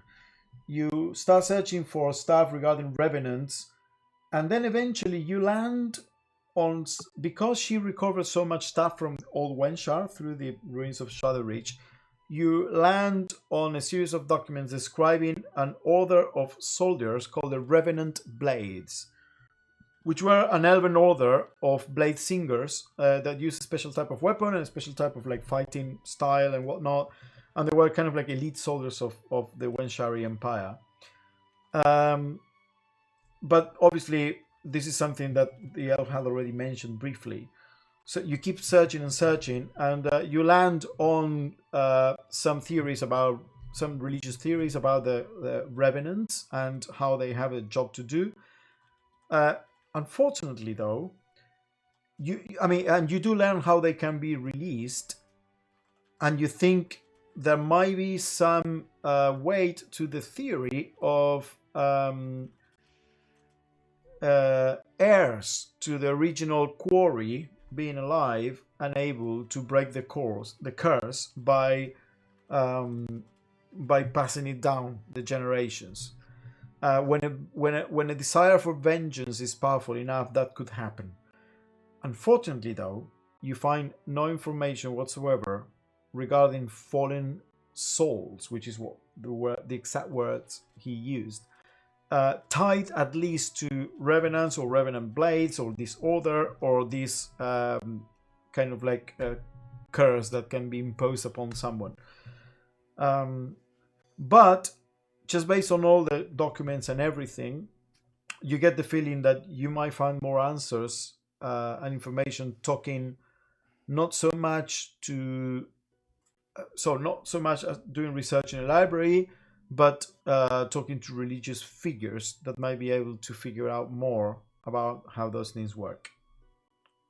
So you need a priest. So I know specifically what kind of I don't really know a lot about religion. So would I know roughly, like from what I've read, any kind of direction to go in terms of which church or? You would know that revenants are very much tied to the Silent King of the 5 aspects. The Silent King is known in Valience and Lorento and kind of like that area of the world, but it is an aspect, and the dwarves even have a name for it, and it's essentially the god that guards the passage to death and undeath. And for some reason, the Silent King would eventually knight someone as a revenant and give them a chance for vengeance instead of claiming their soul, if he deemed that the right course of action. That's all you can tell.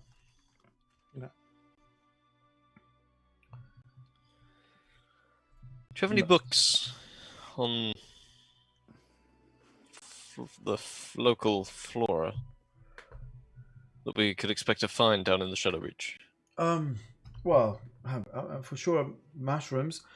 Uh, some in some areas, you'll be wary. Should be wary for the possibility of finding some shambling mounds, piles of refuse that can become alive with the corrupted magic of the Blackroot. So stay wary of those kind of things. Most of the flora is fine. Delvers digging deep underground have reported sightings of creatures of the Underdark, such as displacer beasts, cave fishers, hook horrors, um, that kind of stuff. I'm just thinking it might be beneficial to have a bit of a knowledge of what sort of things I can find down there in terms of reagents, should I need to make any potions or poisons. That If we reminds suffer me, any actually. wounds. I was talking to a gentleman in the shop. I think it was a Draconian. He recommended a book called The Book of the Discerning Adventurer, and he recommended I come here to try to find it. Yes, I have something along those lines. Yes, it's mostly around harvesting materials from creatures and that kind of thing. I'm sure you can find it useful. Let me see. I have a copy here. There we go. It is the Discerning Adventuring Crafting Guide, indeed. I'm willing to part with it, but obviously, I would usually exchange this for another book, but you don't look like you may have any. Well, I've got a book. If you want to, I finished with this one. If you want to have a read of it, Oh, what is it? it's Forging of a Soul. Oh, let me look at that spear. I didn't know you had an interest in this. She kind of looks at it. Fair trade, I would say. I haven't read this one. That's quite interesting. Yeah, I don't get the stuff at the end, but whatever. Maybe. Well, it's an open question, right? Assuming just by the writers, I can imagine, philosophy, many questions, very few answers. All right, is that the point of it? Well, it stimulates you so you can find your own answers by asking yourselves those questions and exploring, the nature of your experience and existence. That's kind of the deal. Sort of blankly look back. Anyway, yes, for sure, and gives you the. It's a generous spear. I mean, how are you gonna get your book? I found some information about that bloke we met. Well, is he a bloke? I don't know. It's like a ghost on it, but yeah, I reckon if we can find the heir of that person that betrayed him, maybe they could go back and I don't know if we could forgive them. Maybe, possibly, they could move on. I don't know. I mean, I don't know. It might be difficult. We got, you want to go down to this thing anyway. We can do it another day. It's fine. But I'm sure he's been there a while anyway. It'll be all right to wait a few more days, won't he? Appreciate the air of heroism, but as I said before, I'm not sure that we can punish someone for the crimes of their blood. It doesn't seem.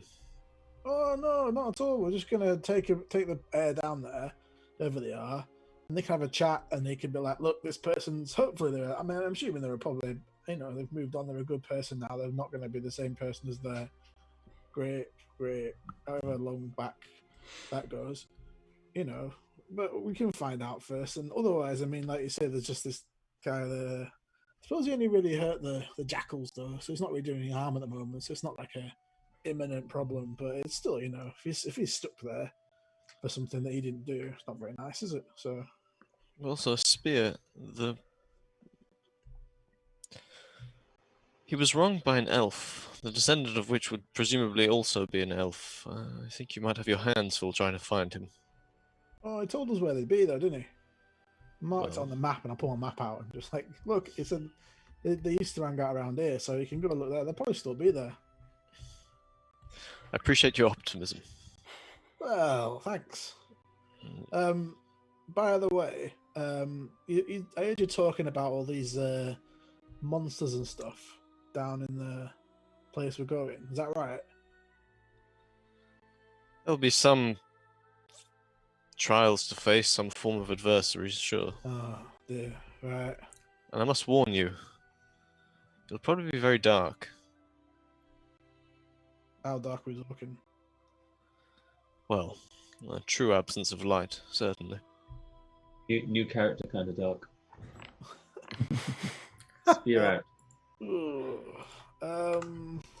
So stock up on torches before we Well, go. I've got 8 that Violet left me kindly before she left. But we could go and get that drift globe. How much gold have you got on you, by the way, Jin? Not enough to sate your appetite, I can say that much. Just need 200 more gold, and that's enough for this drift globe. If it's light what you need, Spear, here's a coin, and I just cast light on it. It's not a drift globe, but it Oh. will. Brilliant. I just tuck it into my kind of like armor bit, so it's sort of just there. Oh, wow.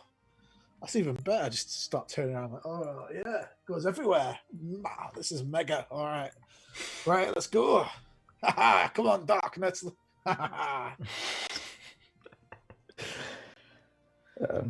Was this what you were after, Jane? And I show you the book of the Standing Adventurer crafting guide thing. Just thumb through it. Does it have anything to do with like the plants you might find in the Shadow Reach? Yes, there is a section about plants, but it is not specific to the Shadow Reach. It is in general what type of things that you can harvest that can be useful in concocting potions and that kind of stuff. I'm sure it'll give a good base for But it has a section about underground flora as well, like what type of mushrooms, what they're used for, blah blah blah. All I'm thinking is there could be anything down there, poisonous or otherwise, which we could either make use of or cure, if worse come to worst. So having this should prove advantageous to our expedition. So, What about you, Liz? Oh, sorry, you want to get... well, no, she was, as you were saying that, she turns to Elizabeth. Elizabeth, so you're going then? I mean, this is wonderful. You know that. Well, you know, I must stay here. So, I respect your decision. thank you. I would very much like to know what you found down there, of course, and if you're gonna go there, as I say, well, you know, this is like a situation with Jin here and his party, but since there are no groups that you can hire to go down there, do make sure that you drop by. I would say Turin's artifact. Van Weiss, she carries quite the stock of things that are useful for delvers in their exploration efforts. I'm sure she can hook you up. Oh, yeah, I hadn't considered that at all. So I will be sure to do that. Yeah. Speaking of which, when are we planning to go? You seem eager. Well, I've got my light. I'm ready whenever you guys are. Oh, actually, do you think maybe I should get a different weapon? Do you think my hammer would be all right versus those monsters you're talking about, or something like maybe an axe? We better. I don't know what's better versus these kind of things. I think in the case with any weapon, it's all about the hands of the wielder, so Very sure well. you'll do fine. Just put my hand up and swing my hammer. Right, ready to go. Is that hammer smart enough to like avoid people when it comes to you? You talking to Scott now? Or... No, I'm talking as George. It just appears like a Oh, I thought it was a like Thor thing. Thor. Yeah, no, that'd be really cool. I didn't think about that. Like, Not as cool that, as Quint's hammer. if it did that though, it'd just be a bit silly though. Because then if you're actually in a fight and you need it quickly, be like, just come on, like hold your hand up. Yeah. No. It Can kind I of have a tiny break, by the way? Yeah. Let's take a break now. So, I mean, just to know what you're doing. Are you gonna? What's your plan? Marching off to the darkness with the light. I guess we'll head to Turin's artifact. Seems like the smartest thing, right? Yeah. As Get we're some- just as we're gonna wrapping up, like talking in this place to head off. I'm just gonna ping Kazumasa to just come and meet me outside the library. So Okay. Yeah, you do that. You hear the hooves of the elk. Do they have hooves in the distance? I assume so. Elk feet. Yeah. Elk feet. Okay. Azora kind of like starts putting, some of the research together, and then touches you in the shoulder, Elizabeth, and goes, "Well, you know how important this is. Thank you for going down there, and I look forward to your return." I'll keep in touch should we find any trouble. Thank you. So, now? Oh, is she coming along too? Yes, our goals are aligned, and it seems somewhat serendipitous that they are. Okay. So, As you come out of the library, you know that Turin's artifacts is in the Ever Shady Bazaar. It's right around the corner. So you're going there, and we'll take a break. How long do you need? 10 minutes? 5 Yeah. minutes? Yeah, 5 to 10 minutes odd. 10 Yeah. minutes, okay. Yeah, I need to pee. Bathroom break, water break. Okay, cool. See you in 10 minutes. Cool. Ciao, have you?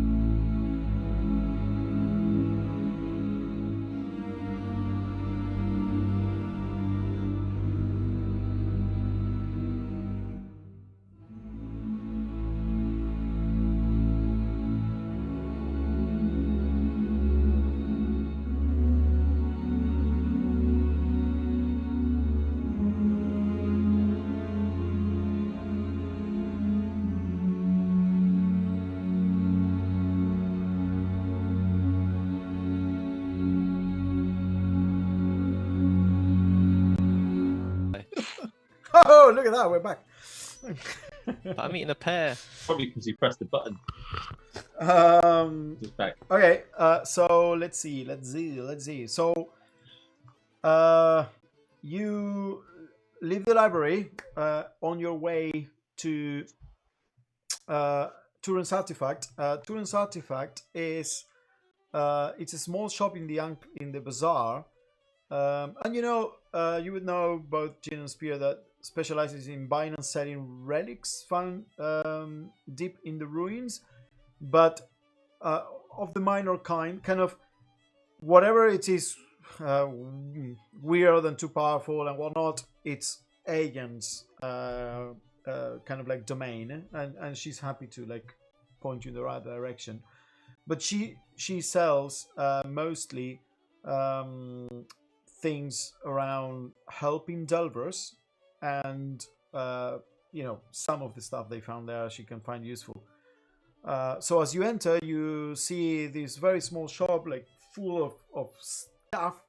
Looks like an explorer's, like archaeologist's room, kind of like there are ropes hanging from the walls, backpacks of all sorts, and you see a gnome. She has kind of like white skin and dark blue hair, and it is kind of like tied in two massive ponytails that go all the way, to almost her knees, like the two big ponytails. And she wears like a jeweler's loop, like a monocle with those kind of like different lenses that you can like slide in and out, fixed in her right eye with like a leather strap. And she looks up. She's kind of like looking over some stuff, and she looks up immediately, very fidgety as soon as you come in. Oh, hey, hello. Oh, Spear, Jane, how are you guys doing? Oh, Elizabeth, how are you doing? How are you doing with Zora? Hi, guys. So, how can I help you? Do you sell big like buckets or something? What? Like a big bucket or something like that? A bucket? What do you need a bucket for? Well, if you have to collect bits of monsters to like make things out of later, we need somewhere to put it, like maybe a big bucket. Or something.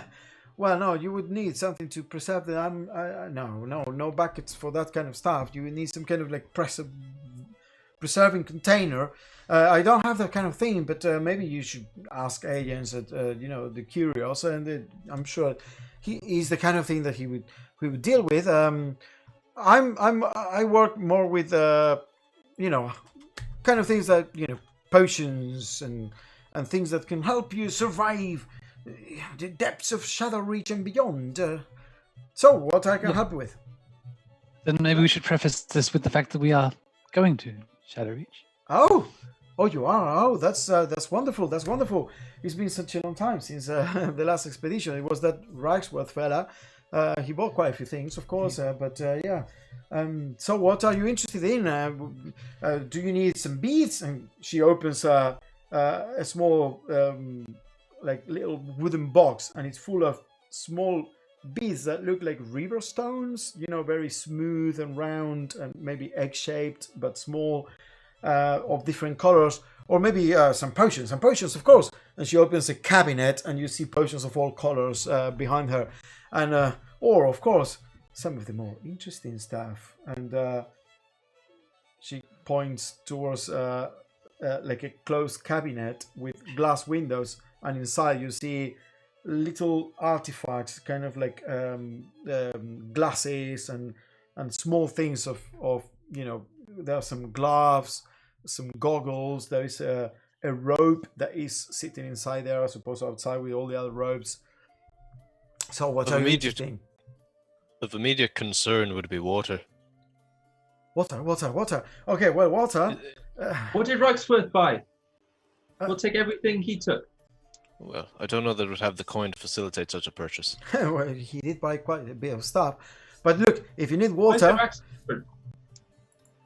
Oh yeah, George, you weren't here. Sorry, I changed in my accent slightly because I wasn't happy with it, but I was waiting to see what Shane's new character's accent. So it's not different, really. Retconned. Okay. It's grief, Skonda.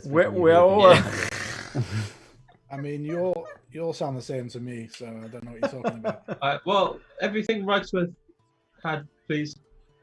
That's what we need.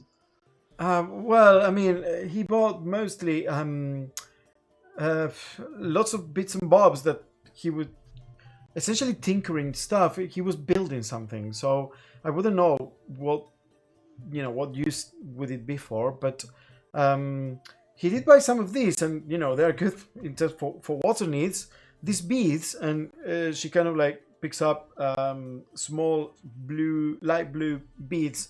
These are beads of refreshment, and well, they essentially they count as all the water. They will quench your thirst for all the water needs for an entire day. Fabulous. So, how Well, much three do they go gold. for? Oh, these are 50 gold a piece. Oh, 50 gold apiece. okay. That's... How many of those could buy you a drift globe spear? 8. 8, yeah. Well, let's say you do one that. I also have the beads of nourishment, which are also in the same vein. I have some potions of healing, of course. Those are always useful. All 50 gold. I have the 50 gold range.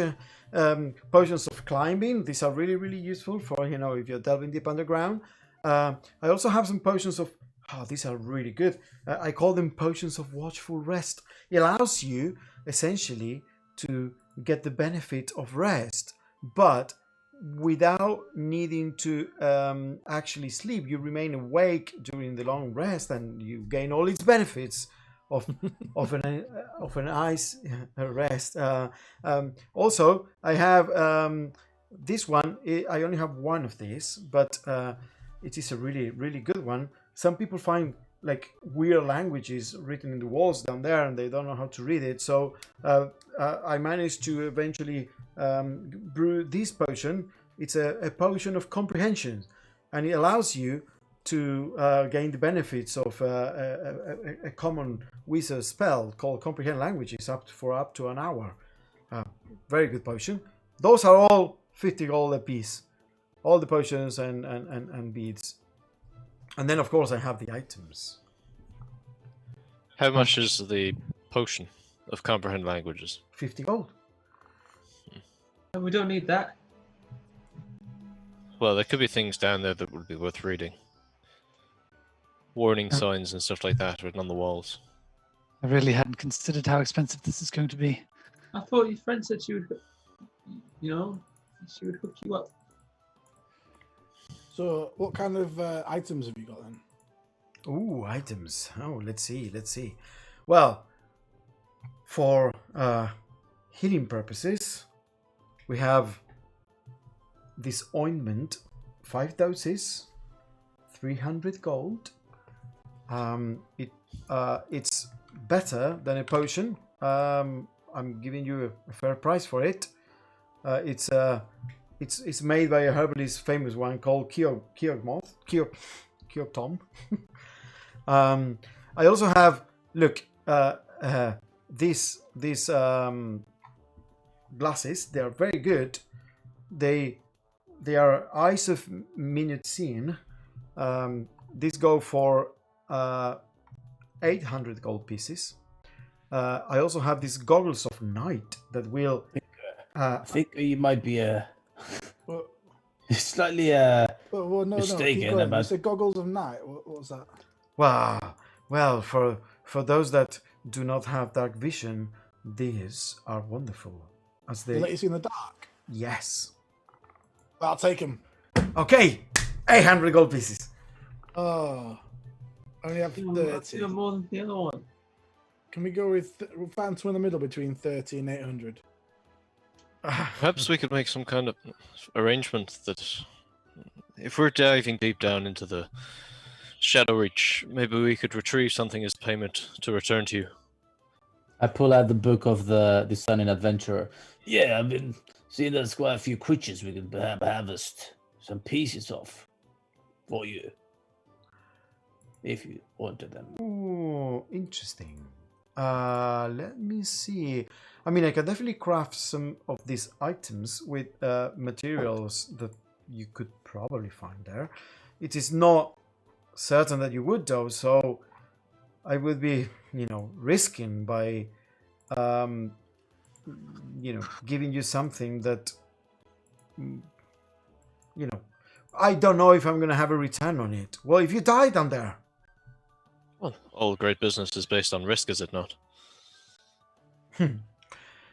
Well, I mean, for the We could lay down a deposit for the cost of the product, and if we are to return safely, then perhaps some of that is reimbursed or well, I mean, the material cost for something like the goggles of night, it's about 250 gold pieces. Just you're making an absolute killing on that then. well, you need to add the labor to that, of course.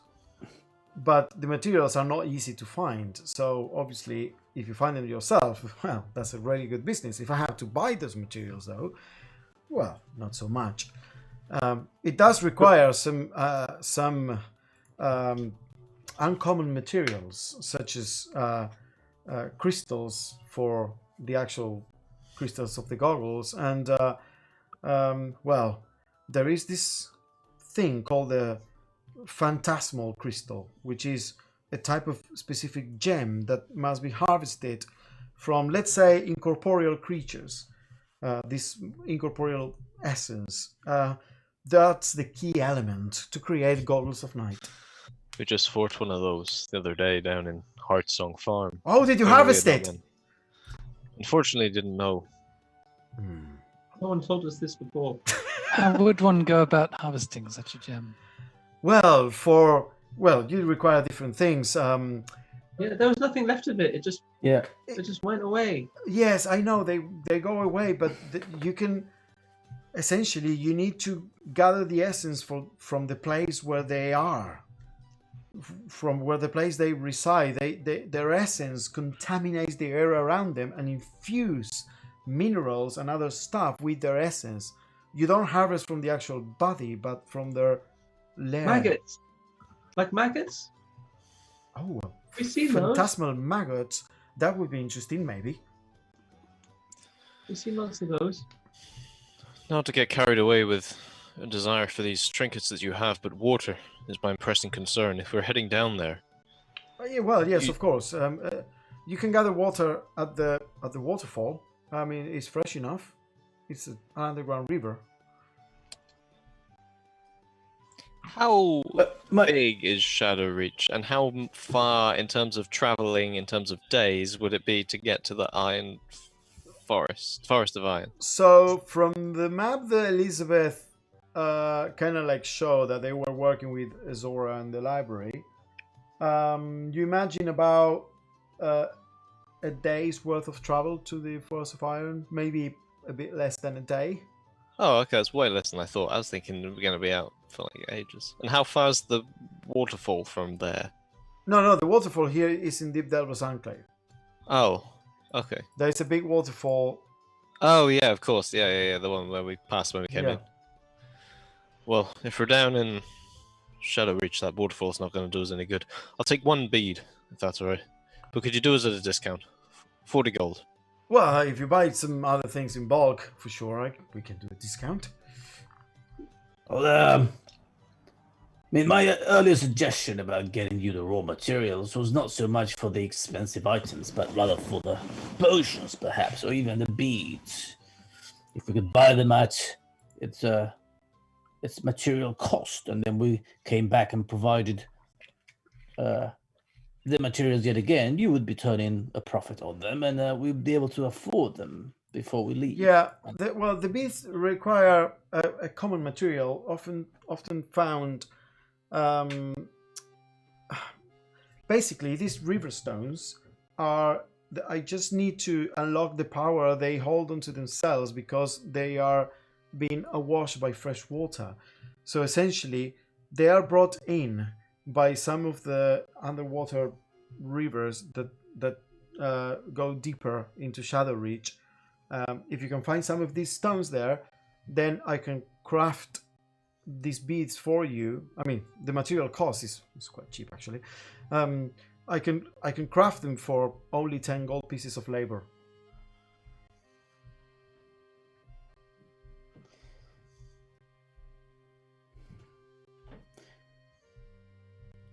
And how easy is it to find these stones? Well, I mean, that book you have can probably help you out in figuring that out.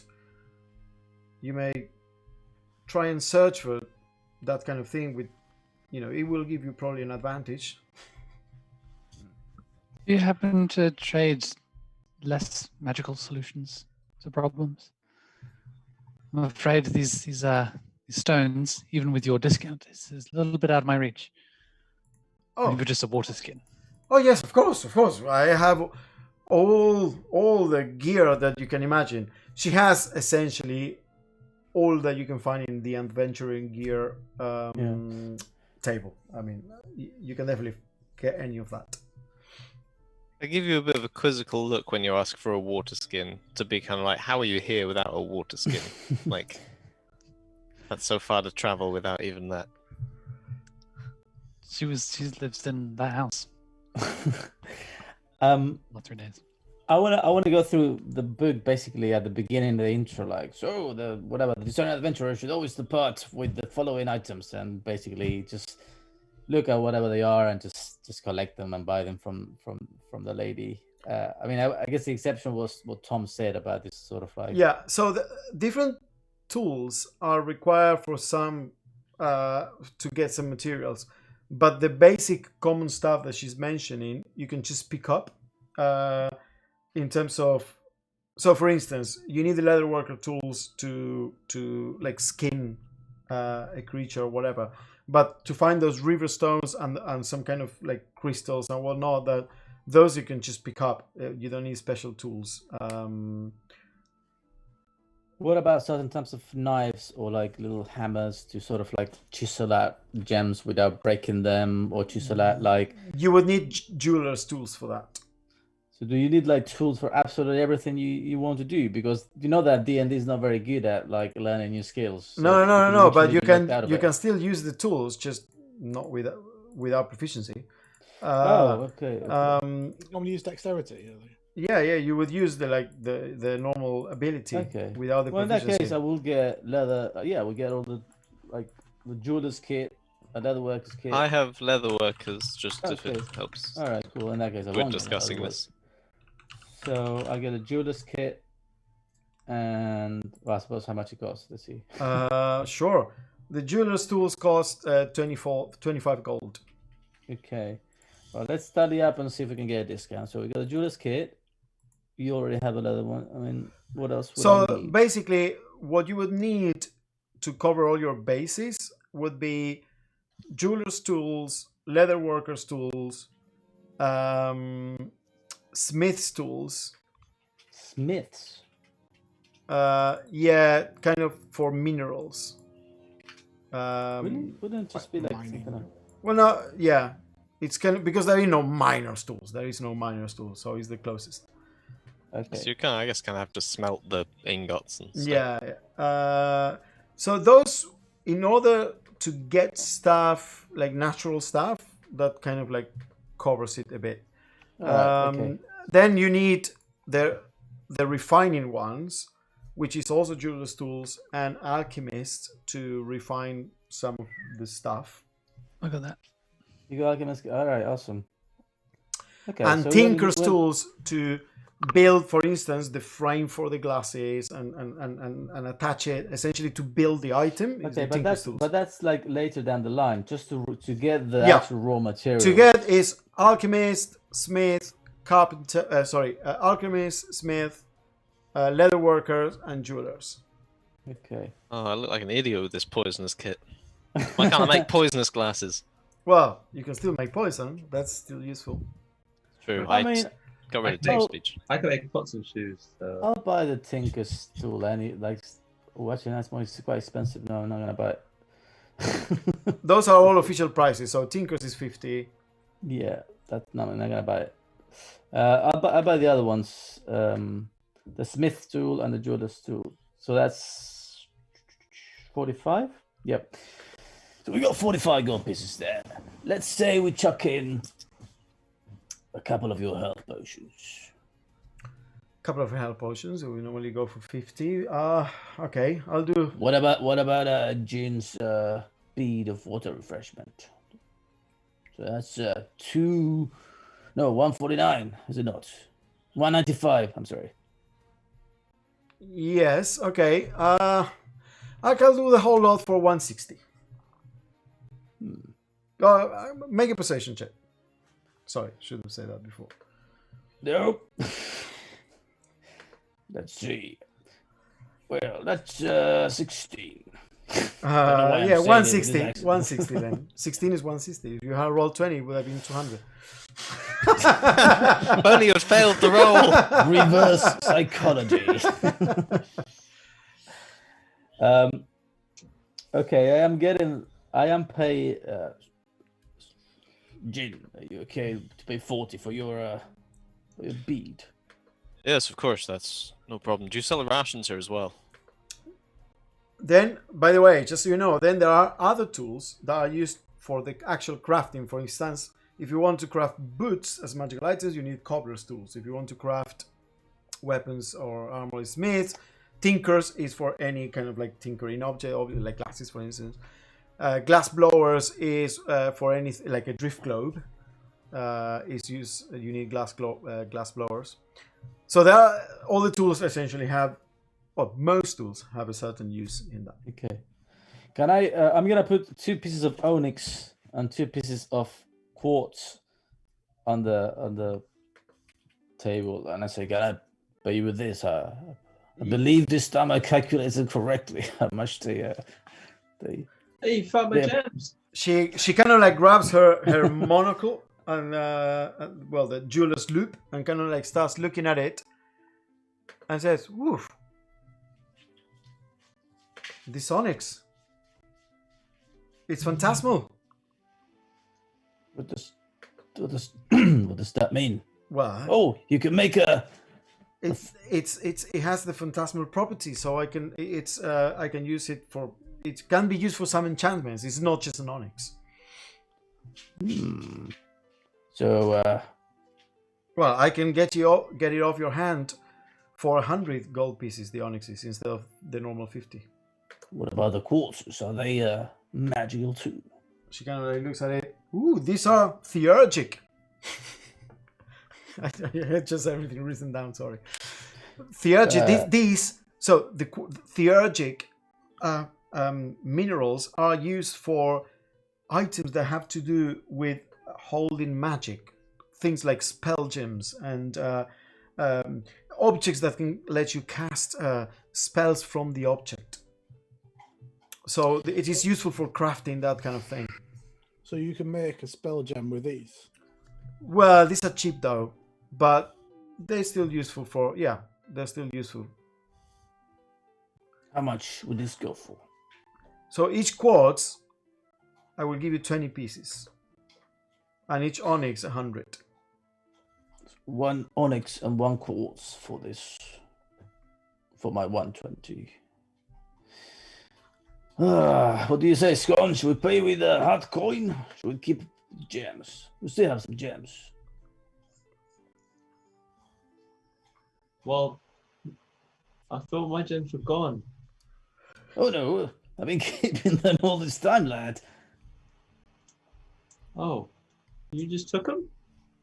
It's not very polite. What do you mean? You remember you were there when To the assume responsibility. mushroom lady gave them to us. You think I can't handle them? You never asked for them. We could have used them earlier, you know, and got the drift globe and made Spear happy. Well, now we can get ourselves a healing potion and make ourselves stay alive. What's the point of life? Okay. So they're just stones. So I mean, the money's more useful.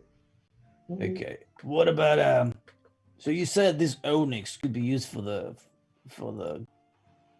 glasses. Is that correct? That's correct. For the goggles of night. So if I would need 2 onyxes like that for the goggles of night. So if you give me 2 of those, I can craft a set of goggles. I need some glasses. So that will probably, I can tinker those for about 50 plus labor. If you give me 2 onyxes and 150 gold, I can craft you the goggles of night. How long would it take to craft this thing?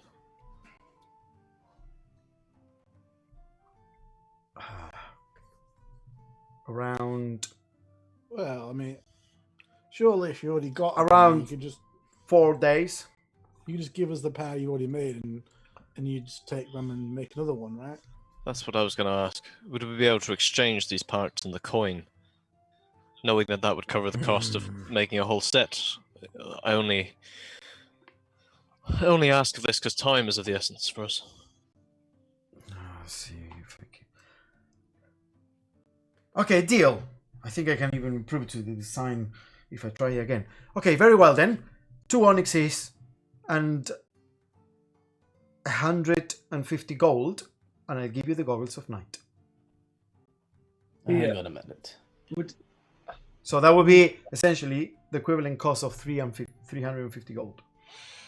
Instead of 800, which is buying it. Do you still want the drift globe? Oh no, well, forget the goggles. I can see in the dark with them, and then that's just as good, isn't it? So Have you got 150 gold? I do not. Well, that's a problem then. I Because Scorn is very generous and is happy to give you the stones, and I defer to his generosity, but we don't I have got 100. 148. Jin, did you say there was a thing on them bandits, wasn't there? The jackals in that farm. Oh, I go and get the money from that. Also, I need to claim my money back. Where do I get the money from? I've forgotten again now. Do I get them? Because there's the people I escorted as well. Oh, maybe I got some money from that. I don't know. I'm not very good at keeping track of the finances of all this kind of stuff. I don't think you'll make 150 gold from a few small jobs like that, though. I have 148. You counted them in the last shop. Scorn, you shouldn't part with all your money. But I Keep some. said that I promised that I'd get him the drift globe, and now he wants this, and it's cheaper, so it sounds like a good deal. It's So- me 50 gold cheaper,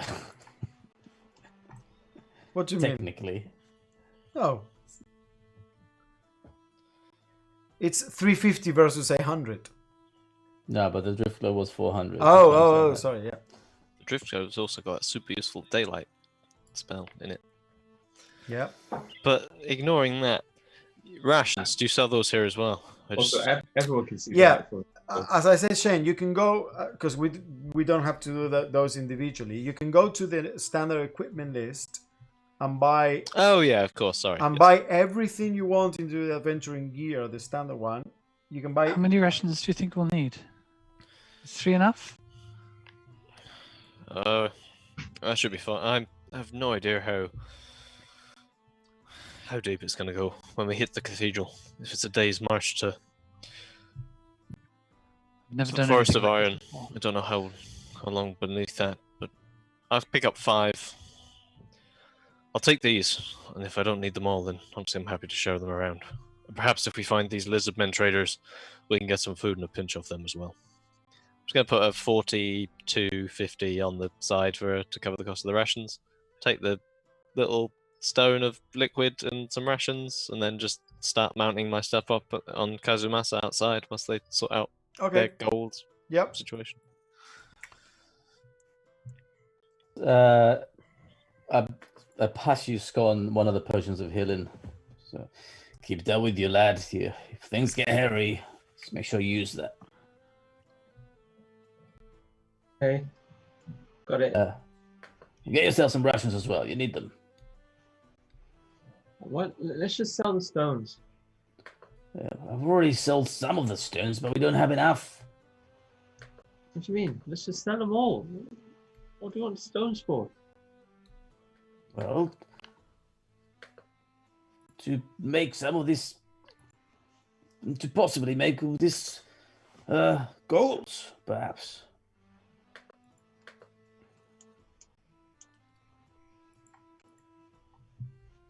Well, you're the responsible one, so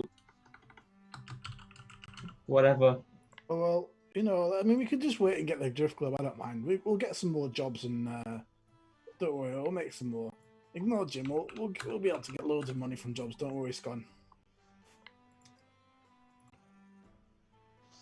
So what did you get in the end? You got Well, what I bought was the tools. Smith's tools, the jeweler's tools, 2 potions of healing, one of which I gave to Scon. Just normal one, right? Just normal potion. Yeah, Yeah. I imagine. And are you getting the And some goggles? rations. I bought some rations. Yeah, those you can discount as you wish, the rations, and she has enough in the shop. Okay. Oh, and an extra water skin, because last time this whole business of having a single water skin was the most stupid thing we did. Okay. Anything else? She has a few more things she can show, but you can probably not afford it. Yeah, I think it's at this point in time. She has gloves. She has another set we of can't afford goggles. No. I mean, it's early days. You can't expect to afford everything. Shall But we one magical thing. weapons? Well, yeah, magic items are expensive. On a magic sword. Do any of those gloves help you climb? Well, no, but well, I do have a potion of climbing, which is really good. But I also have this rope of climbing. You can animate it with the command word. It is said I like that the sound of that. it is said that people like you used it in the previous campaign. We're very In the last disappointed. campaign, we got it for free. How much for the magic rope? For the magic rope is 750 gold pieces. Jesus Christ! This place is a gem. Blimey! I need to go play a few gigs before we go back here. What were you expecting? Scott, I was just about to get you a present, but I think we're gonna have to chase one of those dogs. For ages, we've been like, oh, I hope there's a magic item shop. Then we go into a magic item shop. We're like, oh, blimey. I think When we was had this to when join we the had that jackals. cart of gold from Chult? Yeah. Okay. Well, I think that settles it.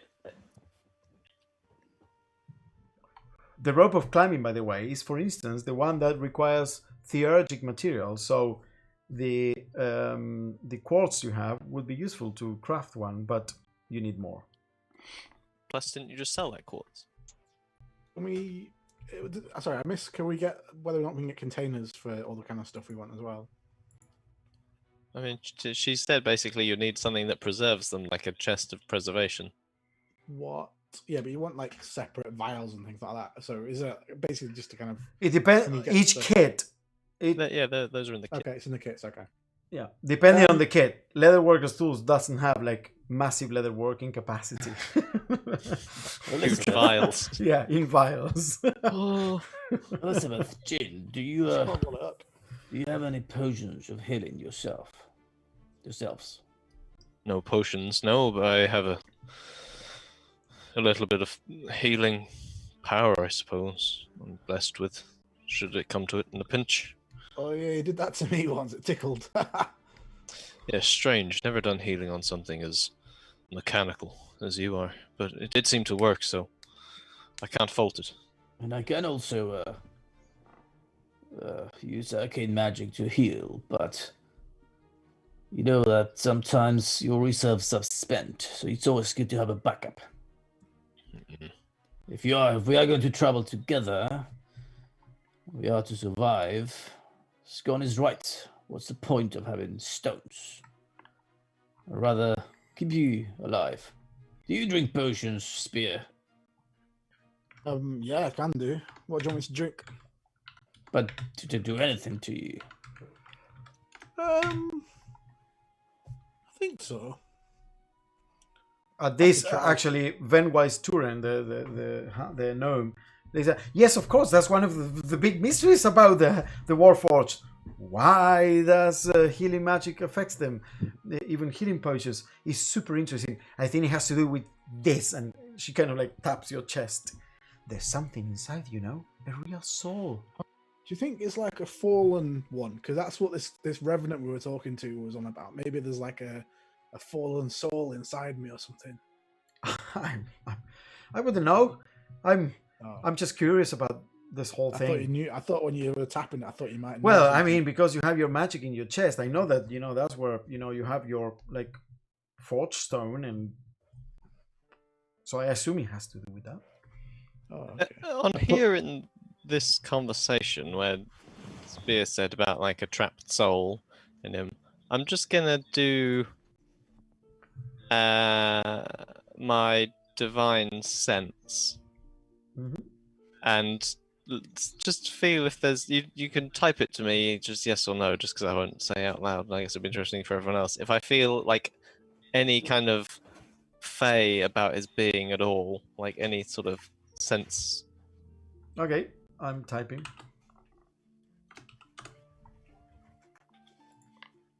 Okay. I'm gonna plunk 6 pieces of quartz on the table. What? I'm gonna plunk 6 pieces of quartz, a small quartz, on Mhm. the table. I'll say at the going rate of 20 gold per quartz and 40 gold per potion, as we have arranged. I think that would make for 3 potions of healing. Is that correct? Make a persuasion check, because you just, you know, essentially suggested another deal. Come It's on! our classic thing with like a shopping session. 21. Get a deal. She kind of like smiles at you. Oh well, just because I like you somehow, you smooth talker, and she gives you 3 potions. Pass them to Elizabeth, Jane, and Spear. Oh, thanks. Hope they Very might come in kind, handy at thank a you. pinch. What do I do with this? Well, if you're feeling a bit woozy, just drink it. Should it not come to it, I'll be happy to repay you when the time comes. Listen, if we all die down there, it's not good to any of us. To me and Scone, we're gonna need you if we want to survive. So my altruism has a degree of selfishness to it, so you don't have to worry about it.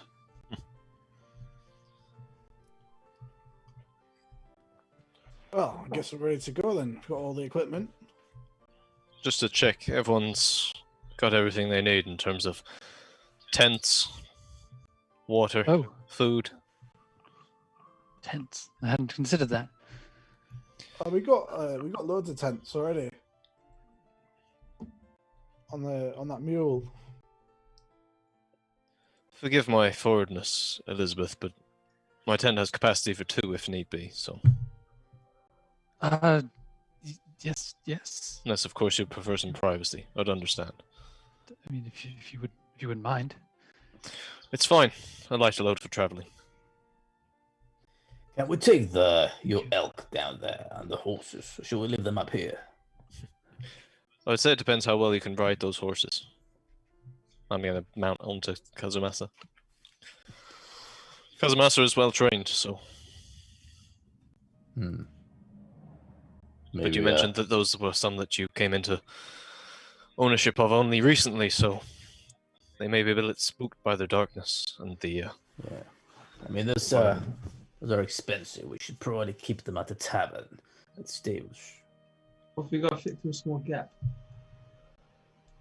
Exactly. We'll take the mule, though. The mule has been with us from the start. The He's carrying mule- all that stuff anyway. The mule's the only one we're forced to a small gap. Come on! We can't do it without you. Hey.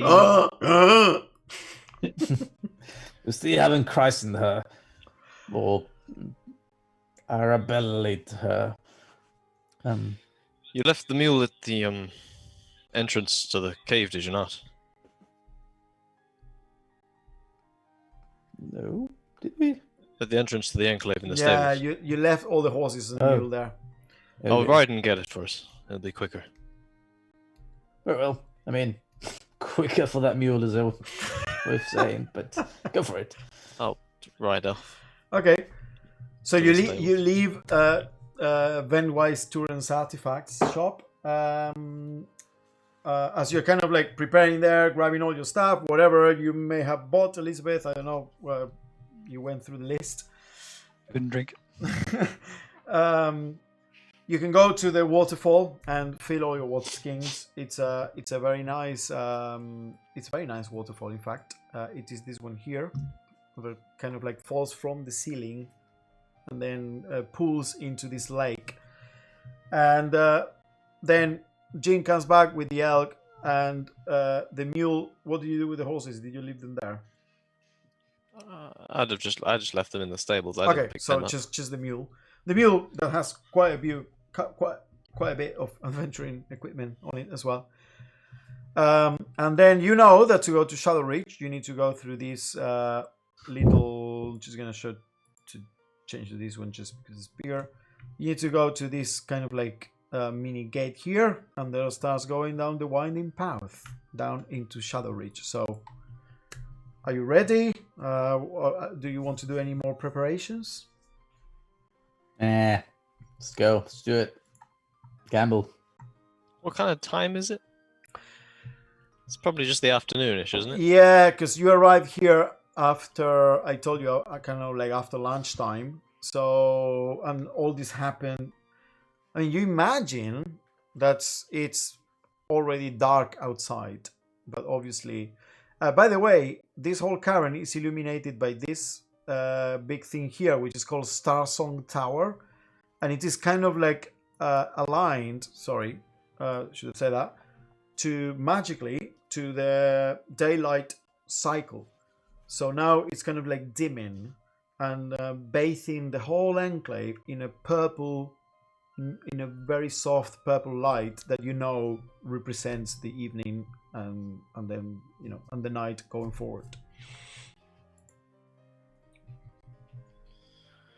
Would you prefer to travel out now, or should we rest up and go in the morning? Oh, now's good for me. Don't know about you. If you guys want to have a rest, I don't mind. Well, if it's about a day's travel to get there, it means we'll have to stop once and camp for the night, where we might be able to press on for a full day come morn, just to alleviate any potential dangers. But we might be able to find them blink dogs. Scone, lad. Yeah? Maybe I am barking up the wrong tree here. Would you like to have a blink dog? I still don't know what. I mean, I can't. You don't have time to train a dog. Have you never had a dog before, Coda? Yes, my family had loads of dogs. Yeah, we had a dog too, and just poos and wheeze everywhere, and it doesn't listen to you at first. It just does what it wants. Is that granny of yours telling you? You need to, to potty train dogs. No, What do you mean, no? we just have to keep it out of the house as much as possible. Well, we don't have a house at the moment, so it'll be fine. It'll be No, I out know, anyway. but how do you expect the dog to just follow us? Well, we'll I thought you knew this stuff. we'll give him treats. Oh, yeah, actually, yeah, that's what I want to get before I go. Some food, some treats, say for the dog. But yeah. And then what? Then what? We spend all our gold on treats now? Just leave a trail of treats the whole way? If that's what you take to get you a blink dog, to get you out of your morose mood, Scon, that's what I shall do. Spend all my money on treats. You know, I've always listened to you, but that sometimes you just sound stupid. Do you know that? I get that a lot. Scon. But hey, you've got new friends now. You don't have to listen to me anymore. What do you mean friends? I don't know what friends is anymore. Do you not like Spear? He seems like a friendly fella. I like everyone we've met. That doesn't mean we're friends. I don't know what's a friend supposed to do? Well, friends are supposed to support each other and be nice to each other and have a jolly good time together if possible. But hey, sometimes Yeah, are they part time? well, would you say you like your sisters, right, Scone? You're friendly with your sisters. My sisters and my family. Yeah, but there's similar affection. You like them. You care for them. I don't know where you're going with this. Well, you had to leave. You had to go find your own road to tread. Sometimes friends stay together and sometimes they don't. I mean, yeah. I'm sure your sister must be missing you terribly as well and thinking, oh, Scone. But they'll probably think, well, he had to go find his way. He couldn't get an apprenticeship here. It's fine. No, I see. I thought friends and family were like the opposites. So family, you grow up together and you do everything you can to get away from them. But friends, you find each other and then you just stay together because you like each other. You like doing stuff together. Well, You don't just leave when they still need help. well, Violet did not leave when we needed help. She came all the way here and protected us. She promised she would do. No, we still haven't got to Ruxworth. Shouldn't care if we die now. What are we supposed to do with this? What was that? The dagger. The dagger. This is meant to keep me alive. Oh, maybe that's what she meant when she left it there. Test will keep you safe. And if that doesn't, you know I'll do my best to, although I am no Violet, I'll tell you that. But Spear looks an able man or creature. And Jane does seem to handle herself well. I think we'll be fine on that. You gotta let go. You gotta keep it moving forward. I'll give Jin 2 days before he leaves. It's generous. Hey, if he leaves, we cut his elk's legs. No, we don't hurt animals. I'm joking. That's not what I want. But we can steal his elk, though. That'd be nice. What about Elizabeth? Do you like her? It's a bit soon. Hardly said 5 words. That's true. Just curious though. Have you met many Tiflins before? There was this one that used to come through the village selling fish. I don't think she's a fishmonger. She was a farmer once, but she was much too talented to spend her days tilling the land. Well, I know she didn't sell fish because we met her in the library. She said what she does. I'm not saying all tieflings are fishmongers, Coda.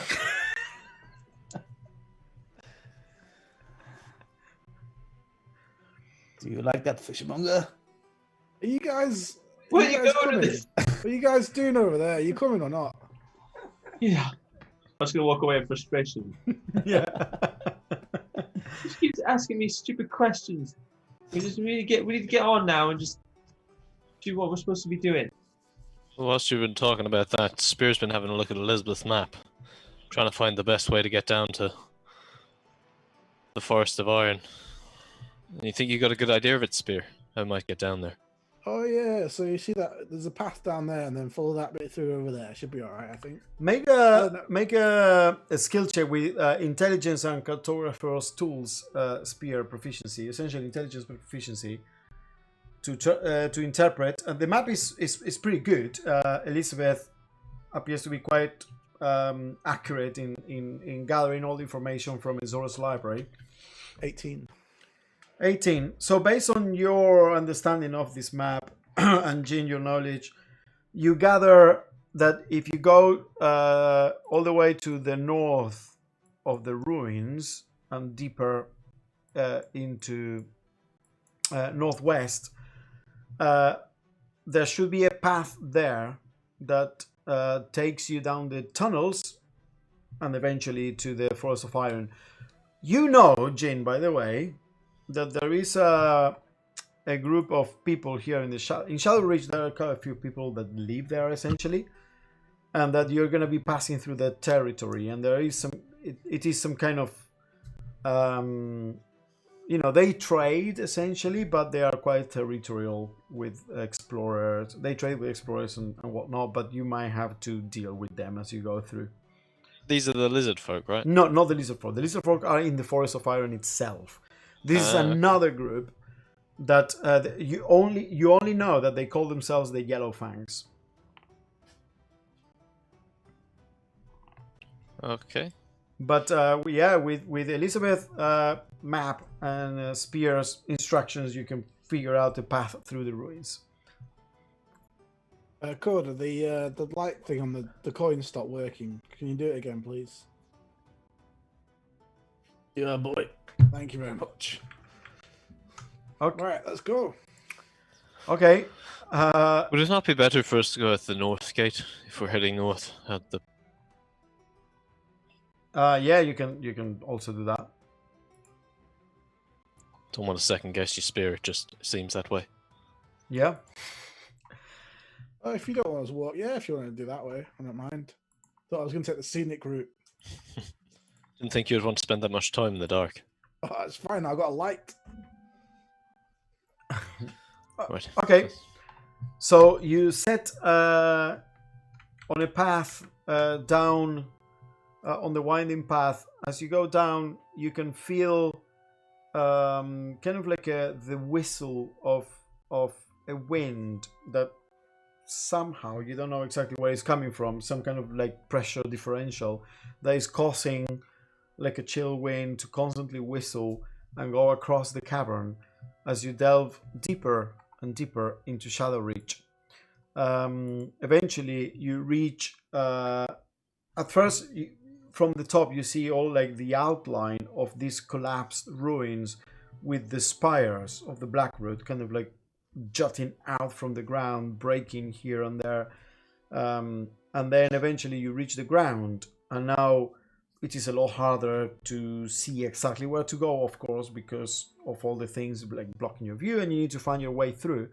But thanks to the map and Spear kind of like having like figured out a good route, you start making your way about 30-40 minutes into it. I keep asking your passive perceptions because all new characters. So what are the passive perceptions? 15? 15? 12. But also Bullseye will be hovering above, and Yeah, sure. she's got 19, I think. Okay. Have they got dark vision, you bird? And she doesn't have dark vision. No. Oh. Yeah. And we 10. 10 Elizabeth and Scone? 9. 9. So it is Jane 15 is the highest, because obviously with dark vision, in fact, it will come back to you, Bullseye Spear, because it's like, I cannot fly blind. It's not ideal. I'm gonna hit the stalactite. We're going to need 2 sets of night vision goggles. Yeah. Tiny one for birds. Okay, so you start making your way through, and Jin, you think you see in between the ruins figures kind of like moving and following you, kind of like keeping pace with you, keeping track of your movement as you go deeper and deeper into the ruins. Coda, can I have a word with you up front? Sure, what is it? We're being followed. By what or who? Not too sure at this point in time. There's movements between the stalactites. I'm telling you because Spear has a tendency to be less discreet with these kind of things, but just keep your eyes open. Best you can. Okay. I'll go to the rear guard and sort of walk towards the back of the line. And I just mentioned to just Elizabeth. Elizabeth, apparently there is some other people around us or creatures following us, so keep a keen eye. Do you know what might be following around here? Do I know? Make a perception check. But I mean, just not perception. Do I know what might be here? Beyond what you talk with Zora, which is that there are groups of people here that claim territory. No. I mean, there's groups of people down here. I don't know if they mean harm. Being watched is certainly unnerving. Just keep your eyes peeled. I'm gonna look around as well. Yeah.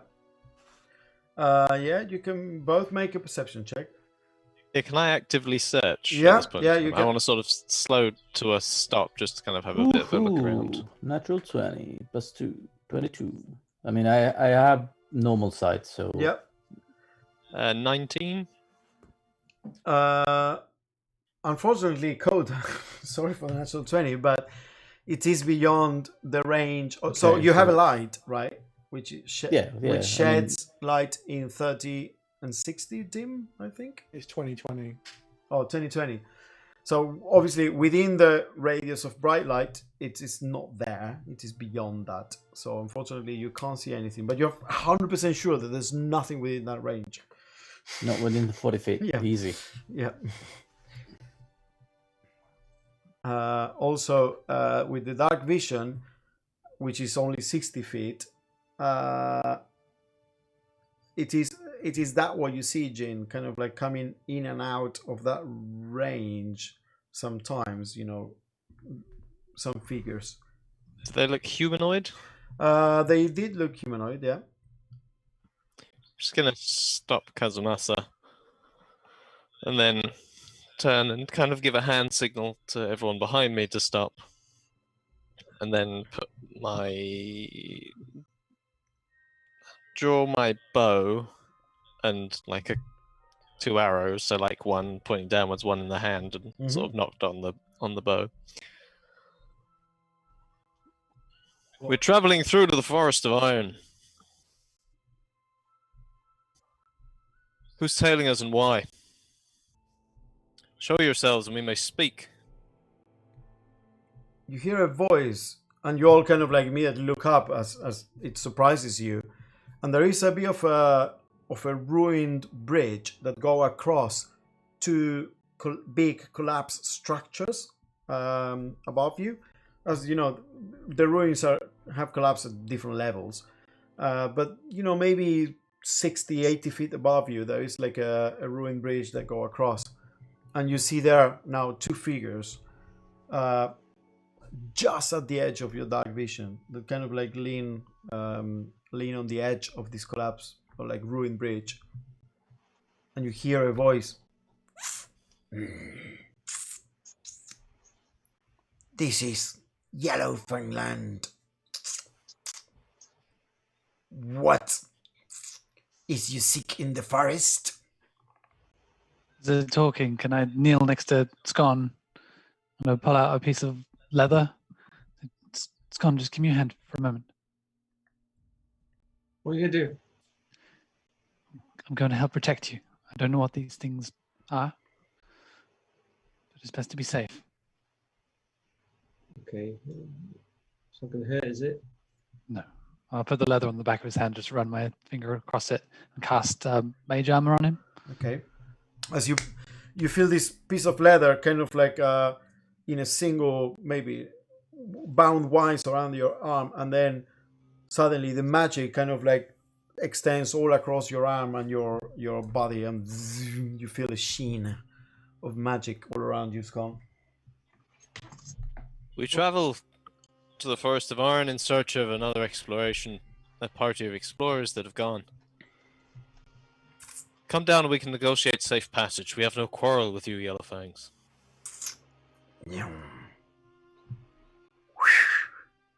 A rope is thrown from the bridge and uncoils and then hangs. And then one of the figures goes down, and then the other one land with heavy thuds. They're lithe, agile figures, slightly hunched. There's something odd about them. They look human.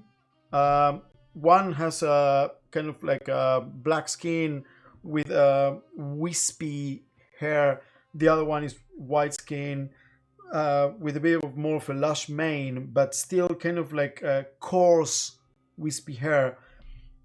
And they're a bit hunched. Their arms are a bit too long. There's something kind of not like fully. The proportions are a bit odd, but they definitely look humanoid. And they kind of like look at you both. Yes. We saw the last group.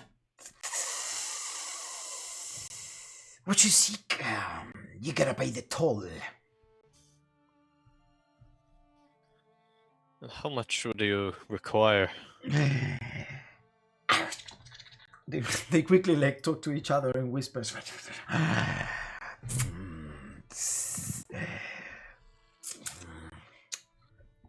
20 gold, and we'll tell you what they were doing.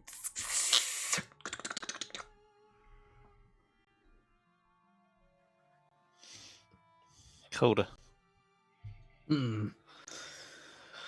20 gold for passage and knowledge of what they were doing. We're ahead. How's that sound to everybody? Reasonable? What exactly happens if we don't pay this? Then you may not pass. This is Yellowfang's land. Oh no, we are travelers, obviously not wishing to cause offense wherever we go. So, of course, we shall pay. But Just like more bandits, though, isn't it? Like underground bandits. Or something. No, bandits, no, Yellowfangs. You insult us. We don't take kindly to insults. You notice that they have a few weapons. They have like a short sword and maybe a hand crossbow hanging from the other end, and simple leather armor. But that's it. They're not like equipped beyond that. I don't think we should.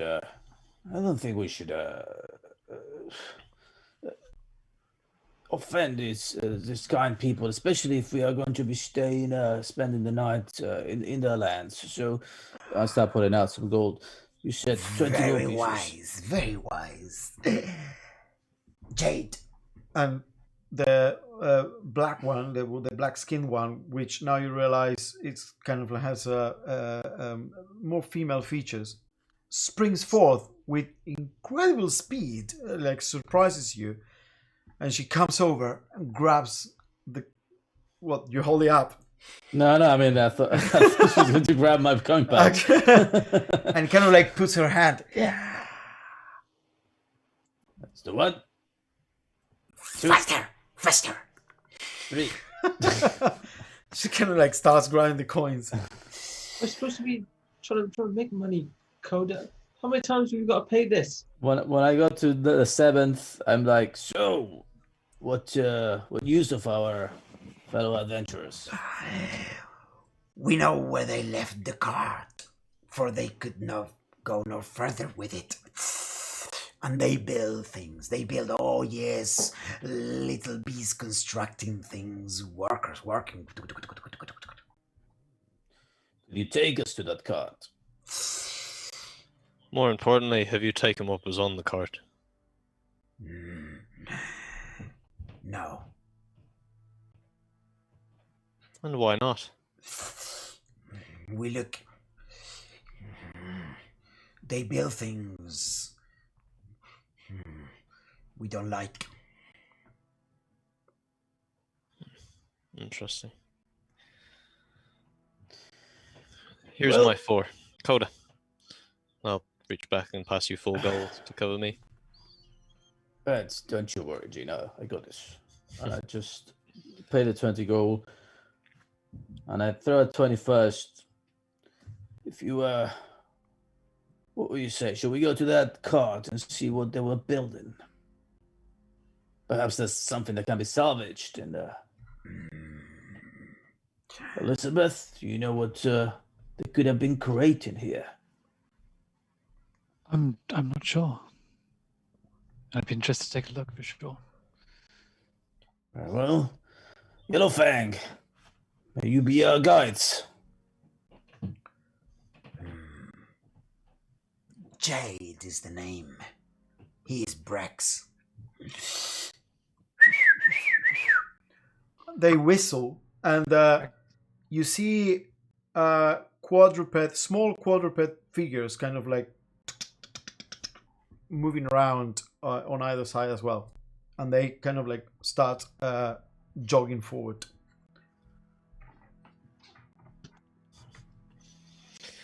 Come then. Let's see what it is that our new friends can take us to. And I'll kick Kazumasa to get him to move. Well, I won't even do that. He'll just start walking. Yep. He's smart. As you go, they tell you They work here. They work and build and build and build. And then eventually, from what they do, big things, statues spring forth and walk. And deeper they go into the forest.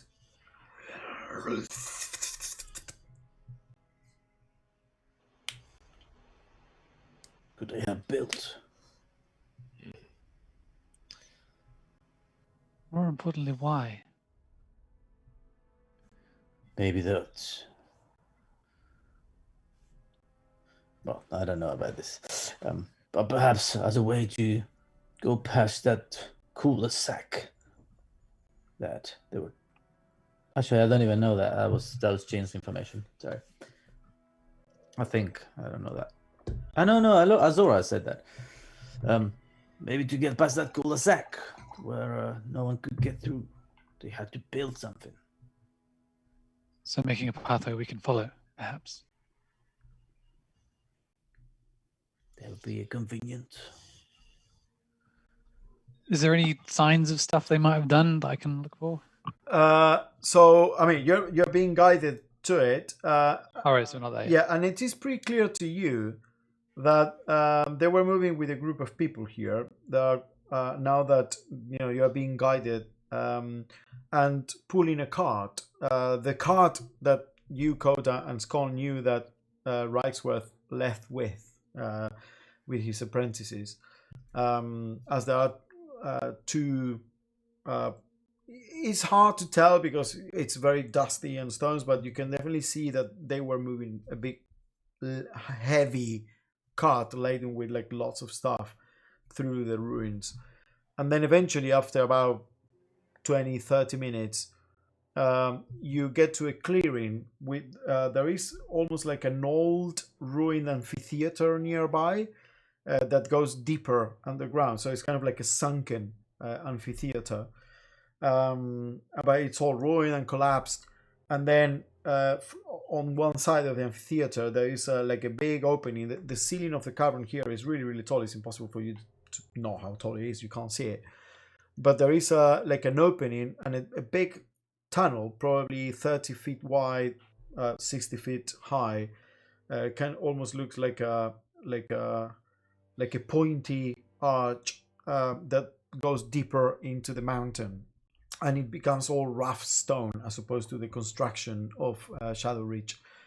But there, just before the entrance, you see the cart and lots of tools. There is like a blanket where lots of tools have been placed to obviously create some kind of like makeshift work area, and bits and pieces that have been left around from whatever they were doing here with this cart.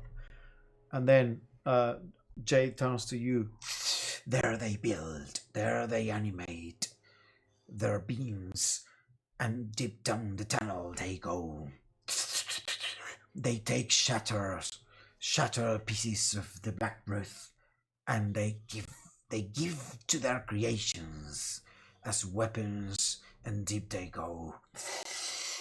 Yeah, not good, up to no good. And they Have they resurfaced at all since they've left this stuff here? Or have they only gone down and not come back out? Disappeared more than 4 days ago, and no sign.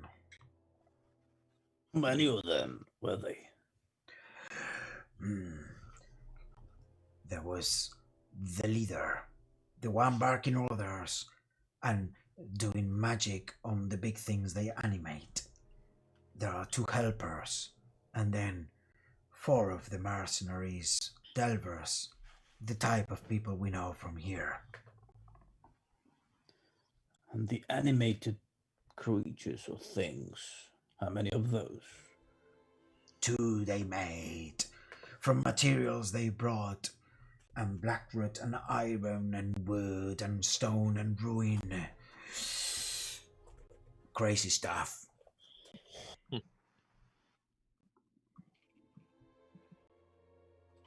Well, thank you for your assistance in reaching this place. I'm glad we could come to some agreement. Thank you for your business. They start retreating, and they again go. And you now see those quadrupeds. They look like dogs, and they come out from the sides, and they join them as they disappear deeper into the ruins. I'm going to start looking around, seeing if there's anything worth salvaging. Yeah. There might be something that I might have left that's still of use Yeah. around here. Elizabeth, you say you wanted to take a look at. Yeah. So both of you make investigation checks. Looks like they had your dog's coda. Yeah, I was going to ask them when I saw them run away. I was like, ah, shit. 17. 17. And 8. 8. So that's a ton of tools here. You can salvage. I mean, you can definitely salvage what amounts to a set of tinker's tools, a set of smith's tools. Where's the money? Can I have written this down already. Sorry. If you're not going to grab them, Elizabeth, I mean, I'm happy to take them, but obviously, if you want to write them in your own inventory, She wouldn't have grabbed them. okay. There's some tinker's tools here. Yeah, and a set they of offer 50 gold. and a set of wood carvers tools. So wood carvers, smiths, and tinkers. Okay, I'm just gonna collect all that. I'm strong. I can carry it. Yeah, and you see remnants. So you rolled 17 and 18, right? No, 8. Oh, 8. Sorry. So Elizabeth, you also see remnants of what's obviously because of some dust and like crystals. Obviously, some manipulations of keranite, the stone that you know is used to animate lots of constructs and that you know is inside the Warforged and many other things. They have obviously been working with it here, and just based on the amount of scrap, there's obviously enough here to build something big. I found traces of Keronite, but tremendous quantities. I've not seen anything like this before.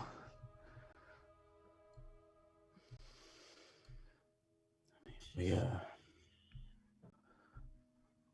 What do you think they're using it to animate those creatures then? Well, there must be. That's what powers most constructs. Just slightly worried what it means if we should find them. You know, if they don't take too well to us following them or whatever, they may. Well, Scone used to be their apprentice. His apprentice. So at the very least, he should not be hostile to us. We've come here to warn him, hopefully. What kind of man is he? I don't know him personally. Is he someone who can be trusted? You know, he was a famous person around town. He was a cranky old inventor, I guess, eccentric, obsessed about Warforged, and actually, I don't know if I know that. But Scott knows him better. You apprenticed under him, didn't you? Yeah, you can trust him as long as you're not his apprentice. And then it might sack you. So there's that. Attack you. Sack you. Does this mean he'll attack you again on sight? No, not What? sack. Oh, sack. Boot me out. So you had more food in your mouth. That wasn't food. That was just some Yes. good old classic O2.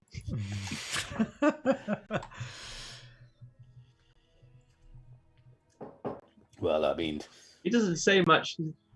He kind of just, thinks a lot. It does stuff you don't know what he's doing. I've never seen him hurt anyone or do something so brash. I don't want to say that we attack him on sight, of course, and that's not what I mean by this, but we know there's dangerous power down here, and we don't know his intentions with it, so just be vigilant and don't approach as if everything will go well, would be my suggestion. Act with caution, and assume that he could be after something that's much more dangerous than he might know. If he knows people are following him, he might be on edge. And I don't know who he's with, but There's that as well. if he's not the one that sees us first, then these other people might not know me. So I don't know what they're gonna do.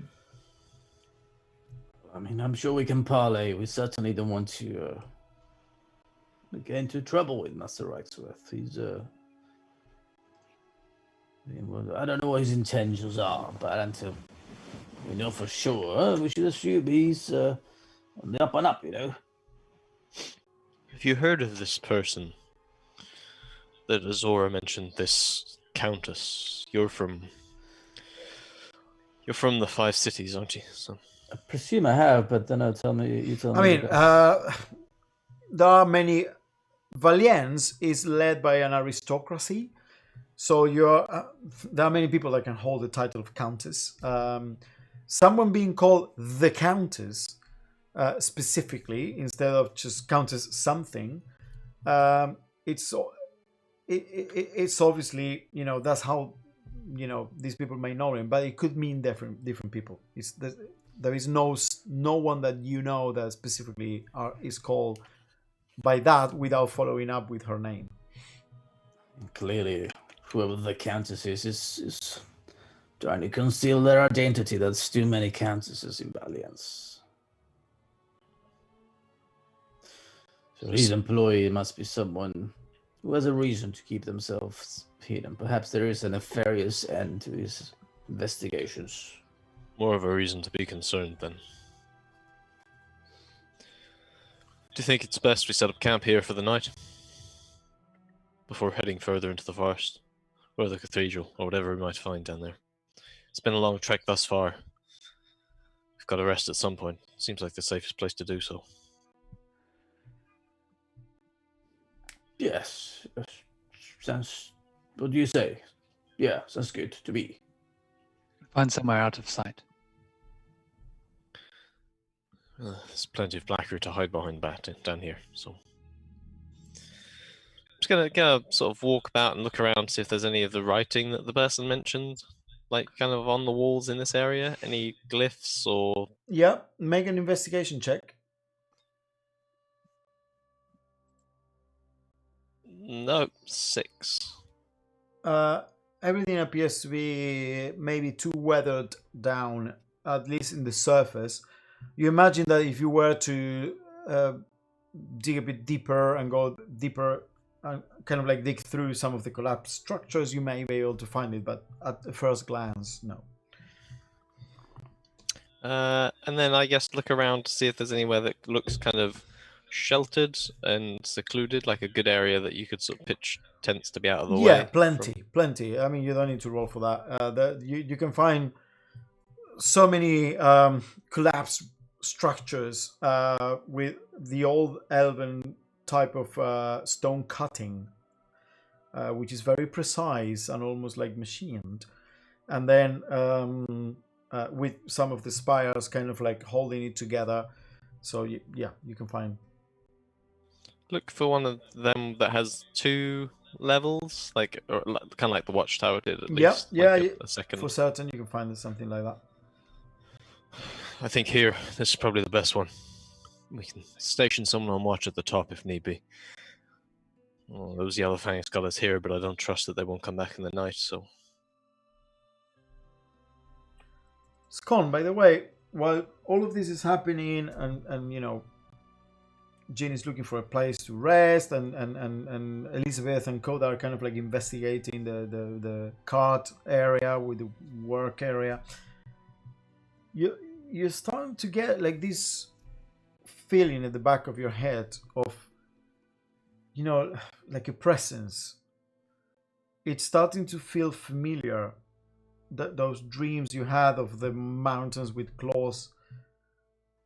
But you had realized that until now you had not felt it so much because it was so much around you that it was overwhelming. It was you were like it was like you were underwater. If the water was this feeling, you had sunk so deep into it that you didn't even realize that you were deep into it. But now, after some time, you are starting to be able to push a bit from it and start to give it its own shape, its own essence. So you're starting to see it as something different from you, as opposed to something that surrounds you completely. And you realize it's all coming from these spires all around you. They are there, and there is something to them, something that is more than just natural, you know, like a stone. There is a magical presence to them.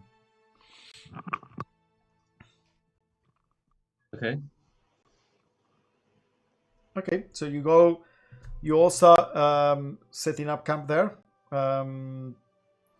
Just to do this quick, what's your intention here? You're just gonna camp and then try to rest, go for a long rest, or I guess so. Like, given the time that we left, it's towards long rest time of day, right? Yeah, I'll take the last watch because I want to prepare a new spell before the night is done, so to speak. Sure. Okay. Spear, you're doing your standard, like full on, like staying half awake watch. Yeah, I would have been as we were going along as well. I mean, I know I can't really see very far because the light's not very big, but trying to kind of map stuff as best as possible as well this whole time. So okay, yeah. might just fill in some bits Based on Elizabeth's map, that she drew based on the route Riceword might have taken, you can actually improve on that and add to it based on what you're seeing around you. Elizabeth, Jane, Scon, what are you doing? I'm gonna have a look around to see if I can find any like mushrooms or any growth like that I think might have like Look for basically maybe poisonous fungus or something like that. That could start to fashion into a poison. Okay, make a poisonous chick. Chick. Wow. Make a poisonous chick. This would be Right. this would be this Cute. would be with wisdom, because you are looking for natural things as opposed to manipulating them. So kind of like half survival, half so wisdom plus proficiency. Survival is wisdom, is it? Oh, Yeah. but it's not survival. Is proficiency with your poison kit. So it's Okay. wisdom plus proficiency. Cool.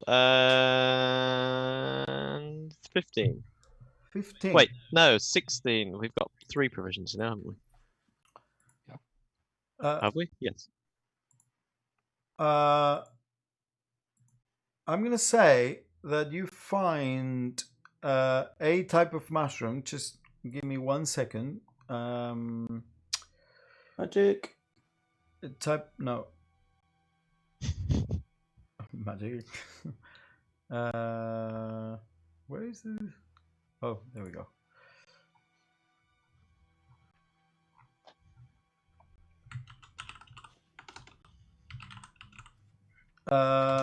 Bam. You find a type of mushroom that you know that you can create a simple poison with it. That it is popular among some underground cultures. It's essentially the same as the drow poison, the standard drow poison. Oh, cool. The one that Ah. just makes you poisoned conditioned. It makes That's you, damage as well. no, it is DC 13 con save, or you are poisoned for an hour. If the saving throw fails by 5 or more, the target Get knocked also out, drops don't unconscious. Yeah. Cool. So, roll. would I be able to make... Wait, no, I'll go. Yeah. Okay, let me roll. So you find enough to make 6 doses of it. Ooh, wait, 6 doses? Okay. Oh. Is that poison got a name? Oh, poison. Drow. Drow poison. It does. There's a thing called drow poison. Yeah, that's the one. Drow poison. There we go. Cool. And then... Nice.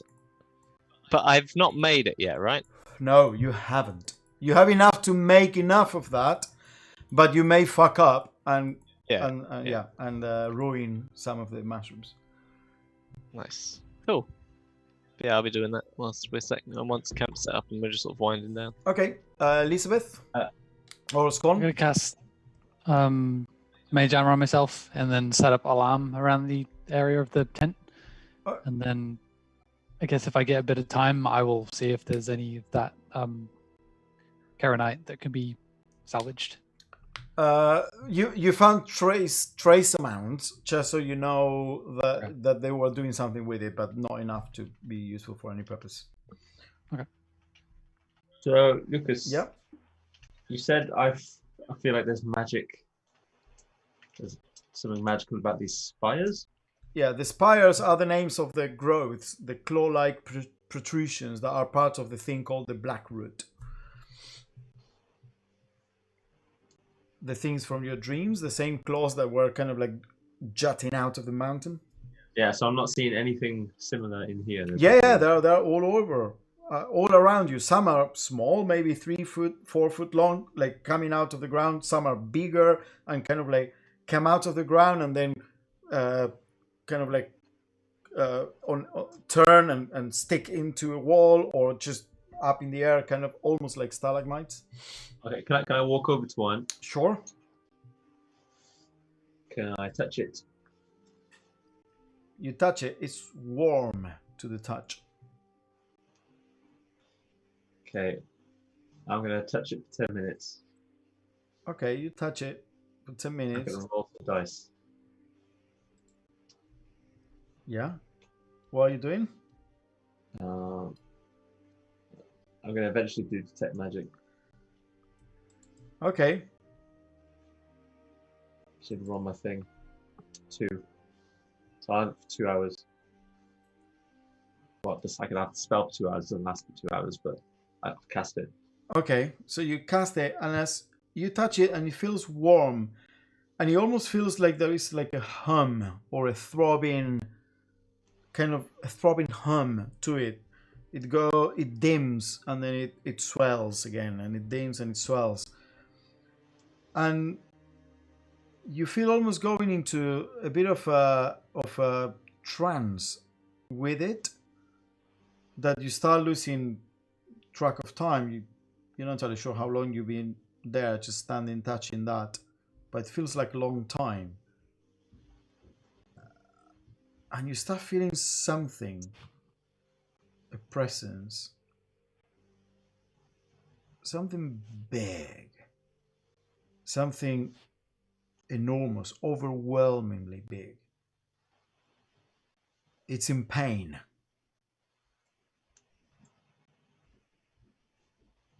You feel it's reaching out, desperate, trapped in pain, but you cannot understand where is it, or what is it that is keeping it trapped, or what is the pain it feels. It's just a series of emotions that are just washing over you with each swell.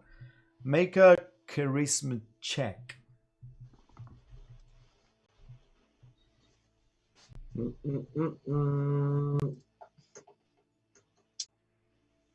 Natural 20. Natural 20. 23 total. As this feeling swells and starts washing over you, you feel that it almost threatens to overwhelm you, and you start feeling like it feels. But then you push against it, and you kind of like set the boundaries of yourself, of who you are, of your entity, and push back against it, and you manage to essentially wall yourself against that presence that threatens to overwhelm you. And you're suddenly floating. You feel like you're not touching the thing anymore. And it feels like you're floating in a void, almost like black outer space. And all the stars around you feel like those pinprick of lights from your dream. But you feel at peace, you feel in control, you feel like, wait, I am me here. You don't feel that kind of at the mercy of what was happening around you, like that dream you had. You feel now that you can affect this. But you see these pinpricks of light, like eyes. You know they're eyes, but they look like stars. And they're all looking at you, and there is a hatred. But you feel confident. What do you do? But I'm still within the same environment. It hasn't changed. No, you're floating in outer space. A black void. And this claw thing I was touching is not there. Nope. I'm going to stare back at one of the stars. Yep. I know you're there. It starts growing, the light of the stars. It grows impossibly. It grows in different dimensions. It's more than 3-dimensional. You feel like you're being pulled through time and space in a weird way that your mind cannot quite comprehend. You start feeling a bit scared as this light is growing towards you. But you can feel that you can push against it. You need to have an idea. You need to form an idea of something that can stop it. I'm going to just imagine it is swelling up inside a box. In a box. So instead of just growing, it's like confined. Yeah. It can only grow within a box. You think towards it, and what looks to be the outlines of a simple box like the one Nan used to keep some of the toys for the wheelchair-bound half brother you had. Um, a wooden, rotten, simple box is starting to come around this light. Make a charisma check.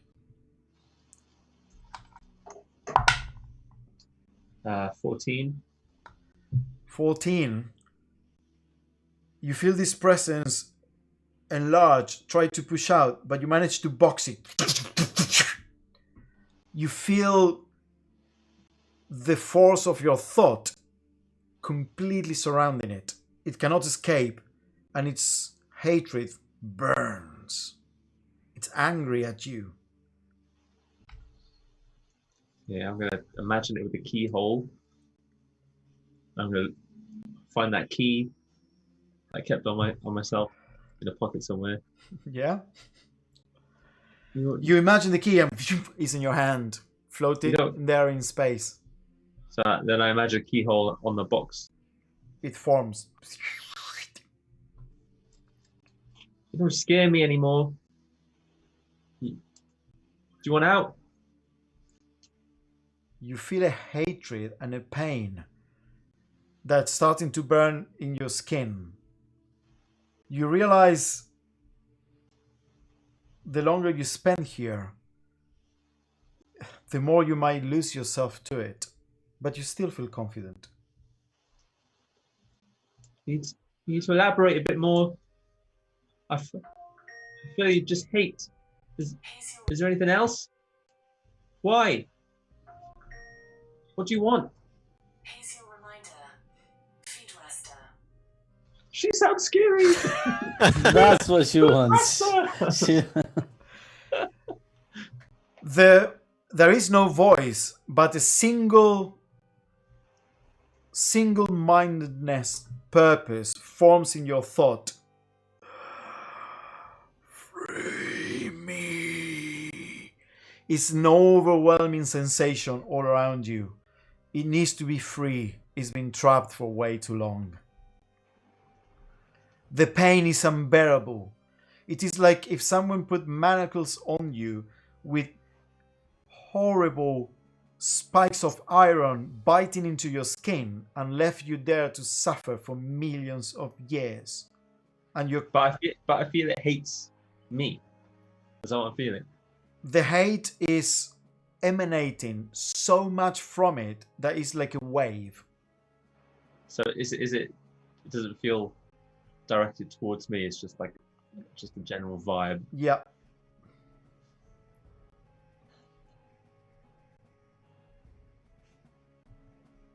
You also feel a tug from the back of your head.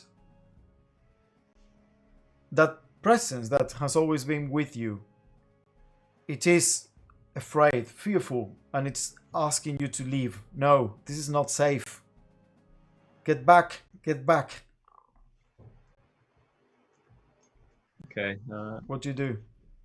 You are in control at the moment. You feel you're still in control. We'll talk later. I'll just imagine, I don't know, waking up or something. How do you imagine you waking up? Just, I close my eyes, and then when I open my eyes, I'm going to be back to where I was. Okay, make a charisma check with disadvantage. Should have put your hands in cold water so you wake up peeing. That's the trick. I'm floating in the air. Okay, with disadvantage is 13. 13.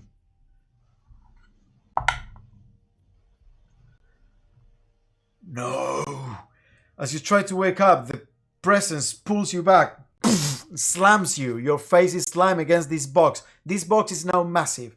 It is Nan's bog, but it goes as far as the eye can see, up, down. It's now covering the entire of this void, and you just slammed against it, and you're being pressed. You feel like you're gonna merge with the rotten wood of this box, and the presence behind you at the back of your head is just pulling. No, get out, get out, free. It's pulling you inside the box. What do you do? I'm gonna remember that I was floating before. I'm just going to try to do that again. So I'm just going to try cast fly. You cast fly. Yeah. Okay. You concentrate. Make a Constitution saving throw, a concentration check. 13. 13. You concentrate. You channel your magic, and you're now soaring through the air. The void recedes, and you see Black Claw Mountain. You're floating above it, and you now see the spires of the Blackroot as hundreds, thousands of claws just poking out of the mountain like an inverse root, essentially, that is going up. And you're just floating over it. And it looks almost like an osament, like the horns of a deer that are just poking out of the mountain as if its head was inside. It just looks strange and odd. But you feel yourself freed from it, and the spirit, the presence behind your back, yes, back, pulls you out, and you go poof, and you are sat on your ass in this cavern, right next to these big spires of the Blackroot that you touched. You were all going about your business, doing what you were doing, the rest of the party, and you just noticed Con just went, touched a spire. There was almost like a swift spark, and then he just fell down in like it was like a split second, fell down to the ground. Do we need to stop now? Yeah, 'Cause it's 8 and let's- before yeah. the scene goes on. Let's stop now. Let's stop there. Stop with me on my arse. You make a note of that? Only Scon could be the one that someone's doing stuff with maps and picking mushrooms and looking at rocks, and Scon's having like an existential crisis in space, like on his own. Yes, pretty much. First team astronaut. Team astronaut with Nan's box. Okay, cool. Well, we'll pick it up from there next session. Hopefully, no characters introductions next session. So we're gonna be able to move a bit, further down this. Is anyone leaving today? Scon's threatening to leave now. Yeah, nearly did. Yeah. Nearly lost in Yeah, space. yeah. After the way that I joke. I'm actually very happy about your new characters, guys. I joke because it's funny. the way that like, Jin just left all our horses Cool. behind. Don't trust this guy. You said you didn't want your horses. Also, your horse is, too big to fit through any gaps. Okay, cool. Well, we'll take it from there next session as you go deeper into the Forest of Iron. Cool. Alright, guys. Till then. Catch ya. Bye. Bye bye. Peace. Peace.